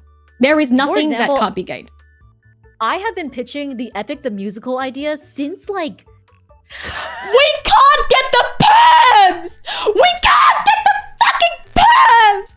Guys, we wanted to do it. I've been pitching it since November of last year. And like, okay, no, but CERSEA, I have actually exciting news. Wait, for real? It is on my donathon, yes. How did you get it? It is on my donathon to be crowdfunded. How? We can remake all the instrumentals. Jesus Christ. Jesus Christ. I was like, how would she do it? Oh my God. But like, that's what I mean. Come back. It's like, so the timeline for that was, welcome back, Ruby. The timeline for that was, I proposed, hey, I want to do this thing. Here's my pitch, right? 3D environments, 3D models, and then covers of all songs with casted members for our company and also a varied other company. Oh, right? That's sexy. And then management was like, ooh, okay, let's reach out to Jorge for rights. Jorge doesn't respond, it doesn't obviously. Work. It didn't work, guys. So then I'm like, okay, can we use karaoke versions of this? No. They don't exist. There's only AI karaoke versions online. But then I was like, okay, they all exist on Carafun. Can we get a license to Carafun for somehow to like do an event for it or something and like have a one-time license to use it for that? Okay, research on that. Reached out to Carafun. They said you have to purchase a permanent license and that's expensive as hell. So I was like, okay, no, can't do that. And then I was like, okay, what if we just remake all the instrumentals? That's a lot of money. Who's gonna pay for that? What budget is it gonna come out from? It can't come out of my budget. It doesn't fit my content strategy. So then it's like, okay, what if I crowdfund it for my donathon? Okay, yeah. Actually, yeah, you could do that. Yeah. You know, you know, yeah, and it's just her shooting her shot, and then and then until you land it. That's it. Time to buy Jorge. Time to buy Jorge. Wow, I'm excited. I hope we can do it. Oh my god, I hope guys, please, so that me and Yana can be Penelope and Odysseus. Thank you so much. Odysseus, Penelope. You what I mean, where it's like, Who's Jorge? because they say no. The He's the guy who made that musical. Okay. Just because they say no, it's not a definitive no. If you really want to do this thing, like, you can do it. You It's will just- make it may happen. take more Mhm. money, and it may take more time. But, you know, that's what it is, right? That's just Mhm. I will say, though, there was a negative aspect of this where it's like, sometimes responses take a very long time to get back. So Mhm. you might be sitting in limbo of like, I don't know if this is happening or not for a very long time. And then it's hard to make a reasonable decision of how to move forward with this project Mm. because you can't get an answer on the thing that is Yeah. currently stop gating it, right? And that's also something to consider if you're wanting to join a corpo, because the wait times can be frustrating. So you also need to learn more patience, as I have been trying to for the last year. Like, if you're an indie, I am not a you could have just done it, you know? Nothing's Mhm. stopping you from just doing it. But because we work within the guidelines and the rules of a corporation, there are so many other things that we have to consider. And the commonality here is that Yaina will persevere to do the thing that she wants to do regardless. And I think that's a really, really big thing that obviously, like, honestly, the company really wants and looks for. People that are passionate. I mean, going back to the question, do I need a bigger reason to apply other than loving streaming and then wanting friends? I mean, short answer, no. You can have any reason. You can apply for any reason at all, you know? But I think the difference is that, like, well, what makes you love streaming? You know, that makes it different from what you could just do as an indie. What drives you? Like, what do you want to create? Do you have dreams that are associated with streaming that you want to do that you can't do on your own? And if you just want friends, I mean, what's stopping you from joining a Discord server or something, or just playing games with your homies? Do you want friends, or do you want like-minded people who will drive you to be better? Or do you want people that are passionate and would want to do group projects with you? Do you want to collaborate and do cool things with other creators that you wouldn't have the chance to? Like, it's... You want to play Valorant with your genmates? No! Do you want to play Valorant with cute girls? Like, there's so many things. Like, you know what I mean? But I will say, as like a definitive answer to this, yes, you definitely do need a bigger reason than loving streaming and wanting friends. Yeah, you see, I said it in a nicer way, but she said it in a very definitive, like, yes. Listen, I don't want to sugarcoat it, because it's like, end of the day, I think there's nothing wrong with taking this as a face value hobby that is fun for you and allows you to socialize. Because that's what I did when I first went into VTubing. I was lonely during COVID. I found out about VTubing from a Utaite friend, and I was like, oh, that looks cool. I want to do this, you know, like, and then I became friends with CERSEA. I became friends with a bunch of other people, you know, like, and it was nice. But then it got to a point when I started doing it full time that I was like, I want to chase the next bigger thing. And I didn't know what the next bigger thing was at the time. And so I just kind of shot my shot everywhere. I did cold emails to freaking sponsors. I did freaking VTuber corpo auditions. I started thinking maybe I should just go back to the 9 to 5. Like, I was, you know, like, there was a lot of things I was thinking about at the time. But the sort of mindset for me was I felt like I was stagnating. Like, I had a loving community. I had lovely friends from the, you know, community I had built and the, you know, interactions I had cultivated throughout my time as a VTuber. But I felt like I was stagnating. I was like, what do I do from this point onwards? And I wanted to grow. I wanted to reach more people. I wanted to hone in on my content. I wanted to create stuff that actually was enjoyable to watch instead of just being enjoyable to see, if that makes sense. Like, it's like it's a big difference between like someone coming to your live stream and being like, oh, this is fun, versus someone watching a VOD of your live stream and being like, oh, this is entertaining, you know? Streaming versus content creation, I feel like. Where it's like, I really want to be better. Like it was like, I want to hone my skills. I want to learn more skills. I want to be pushed by people within my space to also, you know, be better and also like learn more. And I also want to be able to bounce ideas off with these people. Cause like I had a lot of really great friends, right? But not all of them took content as seriously as I wanted to. And it's a degree of difference that is so vast. Like there are people who will just be like, I'm just gonna stream Genshin Impact and that's it. I don't care if I don't grow, I just want to stream Genshin Impact. You know? And that's fine. And that's totally cool. fine. Yeah. Question, how do you deal with that? What do you mean? I mean, that's Yeah, cool. how do You deal know, with it's that? you take things different. Like you have a different sense of importance to streaming than your friend, but it doesn't mean that you can't be friends with them. Yes. But what if I tell you like, oh no, you take it too seriously. Bye. I mean, Then fuck bye, that. I guess. then fuck. Well, I mean, like if Bye, I have I a guess. friend that doesn't love and support like what I want to pursue, then is that really a friend that I want to have? This is personal. I think there's a difference between taking it seriously in the sense of chasing a big number, because obviously like this is a scene where numbers do matter and CCV and statistics do matter, right?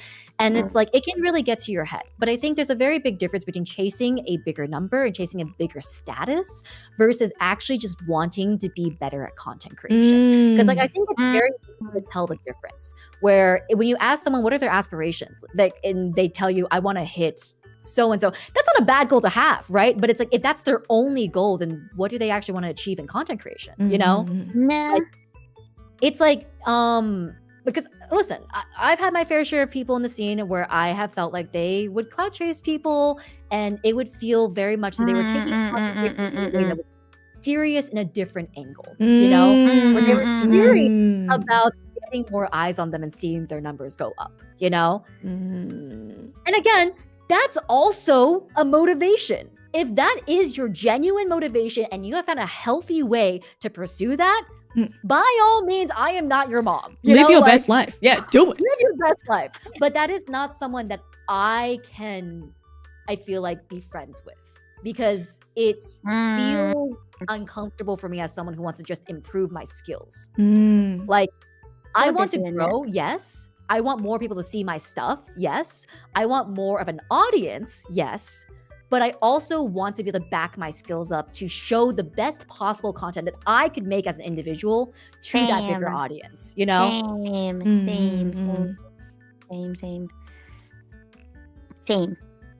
Wow. I love Ruby's instant. Wow. Yeah. Same. Wow. Yeah. Wow. What if one of your friends really, really, really loves Valorant and wants you to play with them? I'd say What happened? get new friends. I'd say get new friends is what I should say. I would say good. Oh, we're going back to the question. We're going back to the question. Yes, you should have a bigger reason. You should have dreams. You should have aspirations. It doesn't matter if your dream is related to VTubing or not. One of my managers said that one of the best answers that they've gotten is my dream is to be able to go to the Utah Salt Flats. And that could be your dream, you know? Like, fucking whatever. My dream is to have CERSEA playing Valorant with Yena and me. Oh, I hope your dream never comes true. Next question! What is Chroma Shift looking for in this round of auditions? Specific fits for pre-made models, certain content streamers. I will let you know. We don't do pre-made models. That's it. We don't do pre-made models. FPS, which means Valorant. We need more Valorant, CERSEA. No, we don't. I already fucking work here. Yeah, I think there's another corporation for that, actually. There's a very specific corporation for that. Yes. Well, no. We could have one player that's good at, like, I mean, Yena is very good at FPS. No, I'm washed. I crashed out about this recently. I'm so washed. I can't You're get headshots bold. anymore. That's enough. Great. I feel like the minimum is diamond, right? For the other corpo. I'm not a part of the other corp. Anyway, Chroma Shift. No. Short answer is no. There's nothing that By the we're way, specifically looking for. Yes, hello? 2 staff members were watching the stream. Yes. Yes, I got Miss Ruby twice. I told you. I told you though. Yes, but they're But not yeah, looking for they anything confirmed- specific. They confirmed to me you two do not get in trouble. Oh. That it's only me. Yes. Again, I don't lie. I'm not lying to you. I just. Yep. Oh, Ruby. Oh, Ruby, my dear. But yes. But yes, no. Yes. The short No. answer is no. However, I will say Mhm. that the more kind of content that you can show you've delved in, Mhm.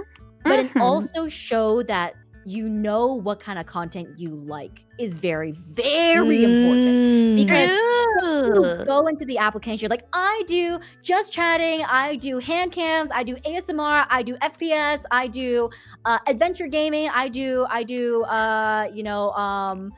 challenge runs, I do speed runs, I do all this stuff. Okay, you can stop. Okay, we get it. We get it. Yeah, it's like, we get it. I okay, feel very so attacked. what do you want to focus? Like, for example, right? I made Yena to be very much so this headstrong character, very much so never back down, never what kind of character, because I want to do challenge-based things.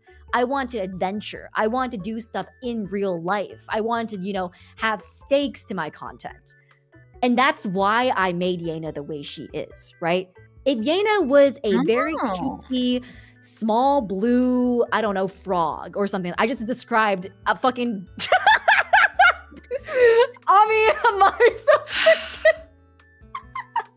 but like example, Please right? forgive If I her. was a It was a small random. blue- Please forgive her. It was a random color and a random animal. We swear to God, we love her. Okay, please.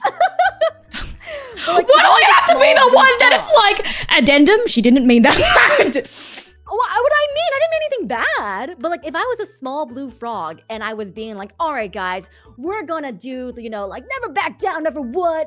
I'm like this, I'm like a crazy, headstrong, blah, blah type character that does like challenge content. I'm not gonna give up until it doesn't really fit as well into my content style, right? Now, if I was more comfy and if it was like, I did like more comfy content. I wanted to I do know. more Do cutesy it a stuff, voice. right? Do the voice. Do the voice. No, don't do the No. voice. You don't have to do I'm the not voice. doing the voice.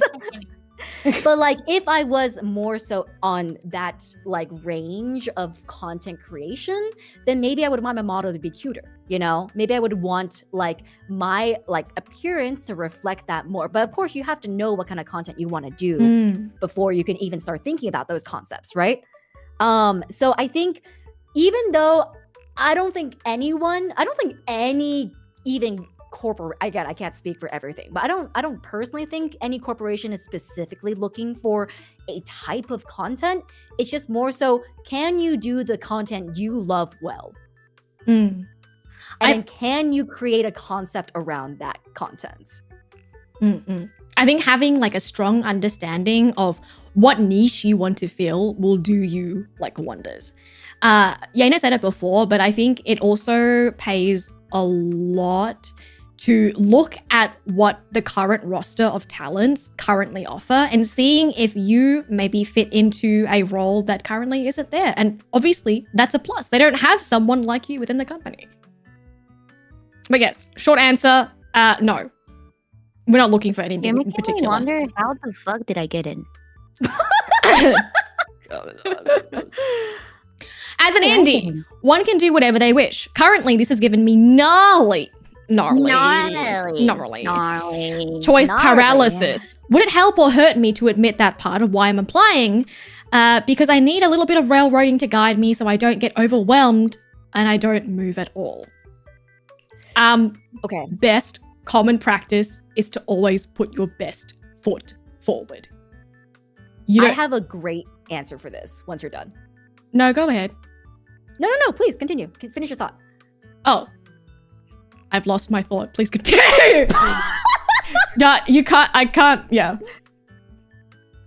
I was gonna say I have this exact same thing because I have terrible ADHD. Terrible. In fact, these last few days I have been in such a slump that I recently just responded to DMs that I had received in December. It is what it is sometimes. Yeah, it is sometimes bad. It is sometimes really bad. I get really bad choice paralysis too.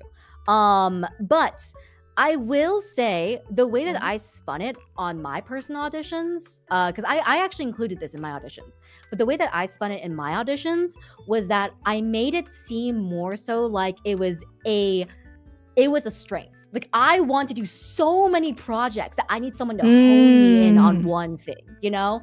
Where it's like, I have so many good ideas and so many pitches and so many things that I want to start that it gets to a point where I need a manager and someone with structure to direct me in the right direction for my content. And that's why I want to work on a team of people who have experience in helping to cultivate a brand. Example, right? But that's a really good way to angle your weakness into a strength, and that's just job interview stuff, right? Like, the end of the day, that's just job interview stuff. But I think like it is worth mentioning because I think it's a strength in some extent, right? You have choice paralysis because you want to do so many things. You're motivated to do so many things. If you weren't motivated in the first place, they wouldn't be choices, right? And I think you can use that to spin it in your own narrative of like, this is a strength for me. And this is why I also want to be in a company because it gives me structure, you know?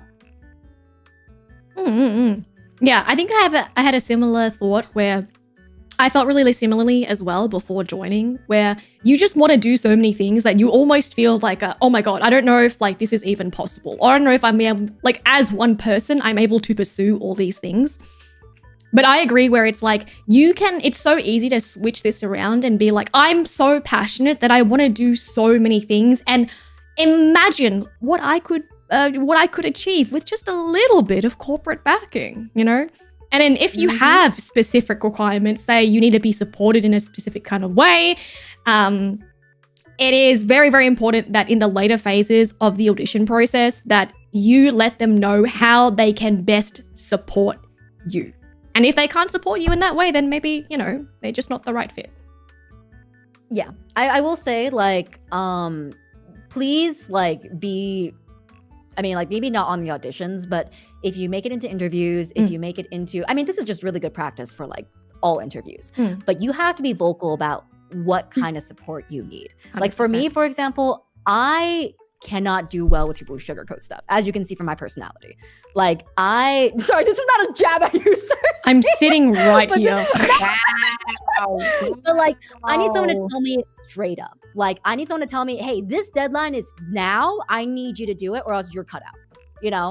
Same. Like, I need someone to just be very upfront with me. Ping me incessantly if I don't respond to something that is very urgent, you know? And I need someone who isn't going to be super nice with me. Our current manager, God bless her heart, she is the sweetest person in the world. So I have to be like, I've told her like straight up, been like, I need you to be more strict with me. I need you to be like, have more structure with me. But that's something that you communicate on a workplace basis, right? Like you can't get mad at people for behaving that the way that they already do. And sometimes there might be incompatibility issues. Sometimes there might be communication issues. But end of the day, you also have to put your best foot out there to try your best to make your needs known so that people can help you. And also likewise, vice versa, right? Also, if you work in a specific style that isn't accommodable for other people, then you also have to try your best to put your foot out there in order to accommodate for others. It's a two-way street. And I think I say this being someone who I think didn't have a very strong grasp of this in the beginning days when I first started being in what was Idol. And I had to slowly learn this throughout my time in the company. But you have to be vocal about what you want as well as be receptive to what other people want from you.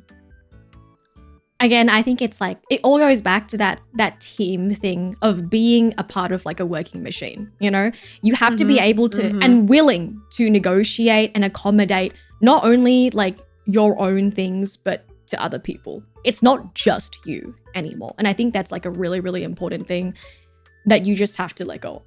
Yes, sir. Yes, sir. I have a last question. One last question.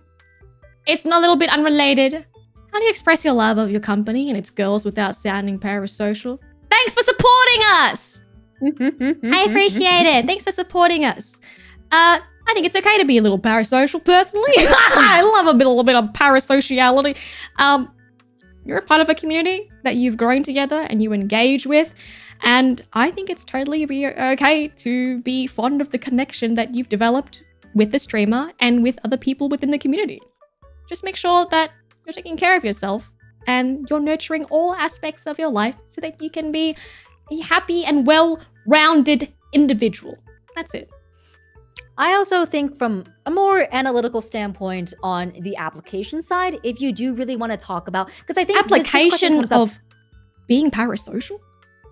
No, like on the application. Like on the application. I was like, how do I apply being parasocial? Like, for example, like if there's a question that's like, who's your favorite Chroma Shift V2? I don't know if that's a question in the forums. I didn't even take a look at the forums. I have no idea. But like if there's a question like that where it's like, who's your favorite VTuber? Who's your favorite Chroma Shift VTuber or something like that, right? And you need to say something that like doesn't make you sound like you're just stroking them off, but also makes you sound like authentic, that you actually like them and watch them and stuff, right? Then it's like, I think the way to go about it is make sure you denote certain parts of their content that are very hyper specific to what they seem to want to accomplish as creators. Like, for example, like if you, I don't know, if you mention me and you just say, oh, I really like Gaina because she has abs, and you don't mention the fact that my freaking original song has a webtoon attached to it, Tumblr, like HTML secrets, and a full lore video that is, accommodating the Yena Youngblood, universe, and you don't mention that, then it's like, are you really a fan? Are you really like into this person? Yes, you heard it here first. If you don't know about the webtoon, you are a fake young pup. I am sweating so hard right now. You are a fake young pup, yes. But that's what I mean. It's like, even if, for example, like you don't actually like me and you just like think that I'm the person that is like most inspirational to you in some like way, shape, or form, right? You should research that VTuber. Especially if you don't know much about them, and you should talk about their charm points and what they bring to a stream that you think is like very unique and special to the ways that you like them. Like, in a more like analytical sense, like obviously, like don't go saying on the freaking application that Yena Youngblood is stinky and I like her because she smells, But you can definitely spin it in a way where it's like, I like this person's content because they take such care into putting narrative into all their content, including their IRL videos, including their music videos. I can really see a narrative through line through all their content, and I really like how they apply that. And I want to do the same. Like, they inspire me to do that or something like that, right? But like, use it to your advantage. Show your interviewee, applicant, reader, etc., that you are inspired by someone here to do something to your own content that would make it better or something like that, Rather than it just being like a surface level. I enjoy their streams. Yeah, I love them. Yeah, I like their streams. I think they're so funny, No, that's a really good point. Talk about how they inspire you and how it applies to you at the end of the day. Because it's not about them. Because end of the day, yes. Yeah. The response should show something about you as well as a content creator and person. Do you guys remember if you've written applications about if you've like looked up to a certain streamer or your favorite streamer? Yes. Yes, me too. Do you guys remember who you wrote? I wrote, yes. I wrote, wait, what if we all wrote the same person? That'd be so funny. I don't think it's the same person, but let's say. Okay, you start. Yeah, Okay, so specifically for Idol, I wrote Rin and Kai. Because for me, they were the two people that I specifically felt very much so kinship to in terms of like content and stuff, where it felt like they were very much so, I don't want to say like, capitalizing is the wrong word, kind of honing in on their specific charm points that made them very different from everyone else. Like they didn't really adhere to the general VTuber mold. And I really liked that Rin was super open about, you know, being kind of like a little bit of a nihilist almost, you know, kind of like, you know, I'm so done with this. I'm so tired of this, you know, like not always being happy-go-lucky per se, you know? And I really liked Kai because I thought Kai was always dipping her toes into new content. Like she really was not afraid to try out new stuff. And I was really inspired by that. I wrote both of those things on there where I was like, I like that Rin takes like a personality trait that you wouldn't think to be good with like idols or like, you know, VTubers who are supposed to be happy and like upbeat and stuff like that. And she makes that her branding and does it well, you know? And I was like, I like that because I'm also a tomboy, you know? I'm also like a tomboy type character that really kind of isn't always happy-go-lucky. I'm a bit, you know, rough around the edges at times and stuff like that. And then with Kai, I was like, oh, like I'm really inspired by how she, you know, is able to venture into all these different types of content and like able to do it at a level of like almost premiumness that feels refined, like she's been doing it forever. But she's able to do this variety that gives me this sense of like, oh, she's not afraid to try new things. And I really, really like admire that about her. And so that's what I wrote. You know, and I was like, I like that because I'm also someone who likes trying new things. So it gives me inspiration and hope that we can bounce ideas off each other and try new things together. You know, that's kind of what I wrote. Yeah. What about you, Wibby? Well, for me, it was Kai. You were Connie. Kai too? Wait. Oh, Connie. Kai, Connie, and Poco. So Kai was because, as Yena said, she was never afraid of trying new content, and of course, she speaks Spanish. So for me, that was like my my anchor to be like, hey, you already have a VTuber who speaks Spanish because, as most of you know, I originally auditioned for Idol Ian, I never auditioned for Idol ES. What? I never auditioned for Idol ES. I didn't. I didn't know that.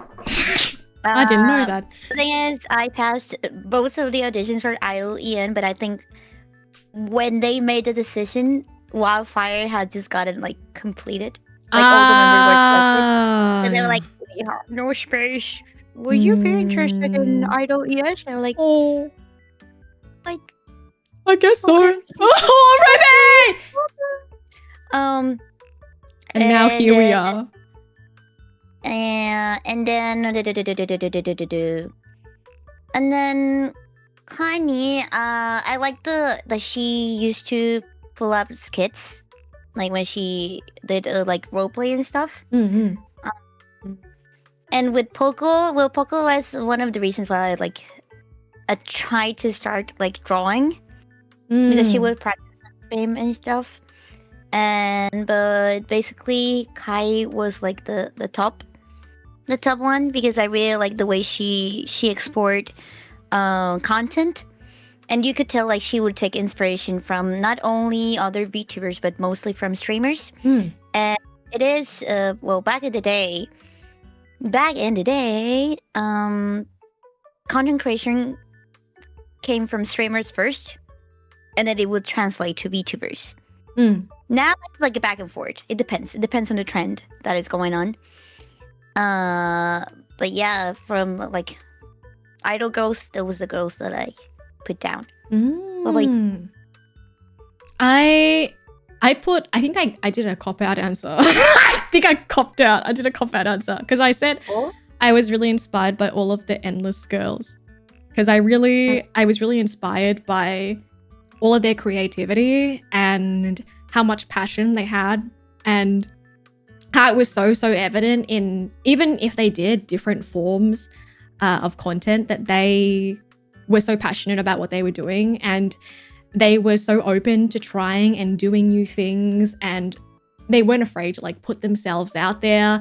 And I don't know, it was just so like, I just thought they were really freaking sick and cool, and I still think that our senpais are really cool.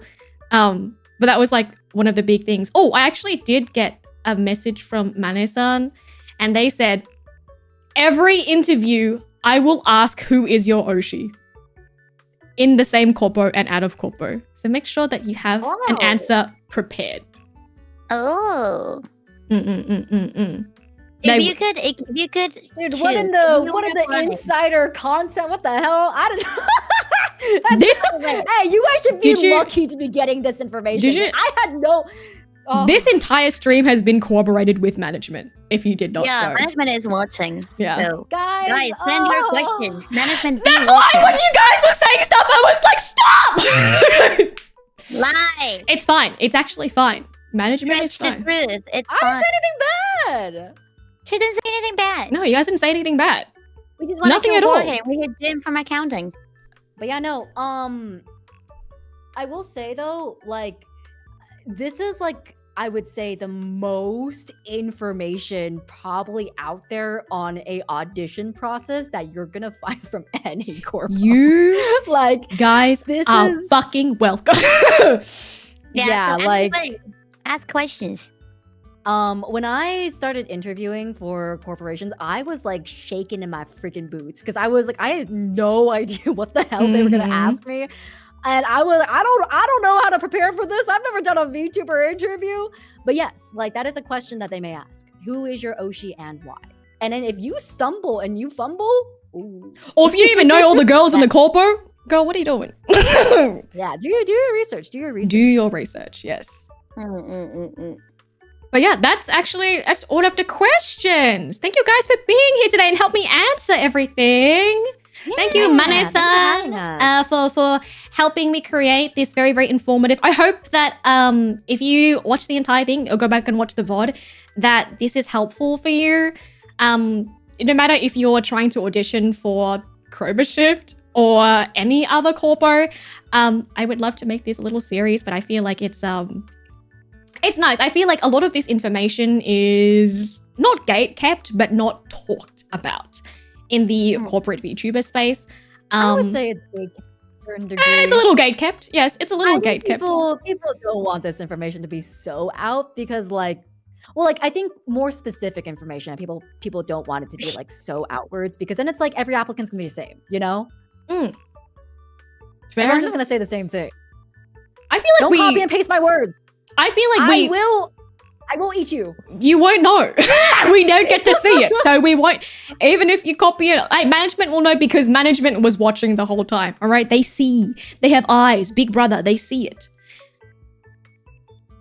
But yes, I mean, I think this sort of information is really helpful in a general sense. You know, even if you wanted to, what was it? Even if you wanted to, or sorry, I was reading something. Apply for any sort of job. Sorry, I think it's okay. Hi, Captain. Sorry if this is asked already today. I heard lots of people take more than one audition to get in. If you're allowed to say, how many times did you audition before getting in? I think we all got in on our first. Yeah, well, this was my first time auditioning for Idol. I was scouted. And I said no. And then I submitted an application for the 3rd gen. And then I got it. So I am bad example. I applied, and then me and CERSEA had a like Spider-Man pointing moment when we first had our first call. Yeah, we were like, what the fuck? That's Yana. Yeah, I was scouted for Gen 1, but I thought it was a scam. So I said no, which is similar to what Rin said. So yeah. Yes. That's the question. Yeah. Well, we're here now. Many such cases. Yes. How Many the such turntables. But yes, thank you guys for joining me today. Thank you so much, Ruby and Yana, for taking the time to be here with me and to also offer your insights and your experiences and also your tips and advice for auditions. It's super, super helpful. And I mean, like, I obviously have like a certain, like my own experience. I can only talk from my own experiences. So it's super, super helpful to be able to get your guys' opinions and experiences because it's different. You know, everyone has a different kind of viewpoint going in and why they want to audition or their own kind of goals and stuff like that. I have another tip. Yeah. My tip. when you audition and you are lucky enough to get an interview, treat the interview as a job interview. Do not go in thinking that you're gonna introduce yourself and you're gonna be a VTuber. You're interviewing for a real job, so be professional about your answers. Think them through. If they ask you, also, Yeah. sorry, just as a tidbit, you will be on camera. This is not a faceless interview. You probably will have to turn on your camera. Oh, this is a yeah. real job interview. Yes. Yeah. Oh, yes. Get a webcam. I do remember that. Webcam if you don't have one. Yes, I do remember that. Yes, you were on dress camera. in a white button down, blazer, all that stuff. Make Yeah. sure to dress formal because this is a real. It's It's a real job Yeah. interview. But if you get in past the first phase, you didn't get in. By the way, just letting you know. There's still more. Surprise. and That's how every Um, interview works. dress formally and posture, everything. Be careful with people. They're looking at you. They're watching you. They see Yes. how your body language. It does say a lot. Mhm. Does say a lot. Mhm, so- mhm. And make sure you research and prepare for the interview if you do get through properly. Do your research on the company, on the girls, on the content that you want to produce. It's just like any other job. Take a deep breath. You got this. Yes. You got this. You got this. Also, Yeah. one more question. Yes. When are you gonna download Valorant? Never. Never, ever, ever, ever, ever, ever, ever, ever, ever. Yes, So, if after us this three one- clowns can get in, you can also do it. I believe in you. Shoot your shot. I think CERSEA did play Valorant at one point with me. I think you got motion There you sickness, go. right? There I you got motion go. sick and the ping was so bad that I could not move or something. Yeah, what where would we even, what freaking, like, account, like, what server would we even go on? Japan. No. I have a Japan account server. Yeah, I made it for her. Server And I'll account. make you an Oh account for my you. god, are you guys playing on the Japan server Yeah. then? Yeah, in Yeah, we're playing Australia, Japan it's in servers. Japan server, Oh yeah. my god, I cannot believe. No. Yeah, technically I'm the one with lag, so I'm the one that's debuff. Exactly. Mhm. Australia's on the Japan See, don't be so server, hard on yourself. It's just the debuff. You're not washed, babe. Don't worry about it. No, I'm so washed. Stop, I stop. put it on you. Don't worry, we're No, so I back. put it You'll on get it NA back. Servers. I'm You'll so get it back. washed. Don't worry It's about it. So bad. Oh yeah, thank you again, guys, for being a part of it, and thank you Thank to the you. lovely audience members for submitting questions and for being here for our little stream. Unfortunately, I couldn't get to everybody's questions today, especially if you submitted today, because I had to collaborate with management on what would be okay to say and stuff like that. But yeah, thank you so much, guys. I really appreciated it. If you have any other questions, please direct it to the management team, because I don't have the answers. But I hope this helped. Bye-bye. Bye-bye. Bye bye. Bye-bye.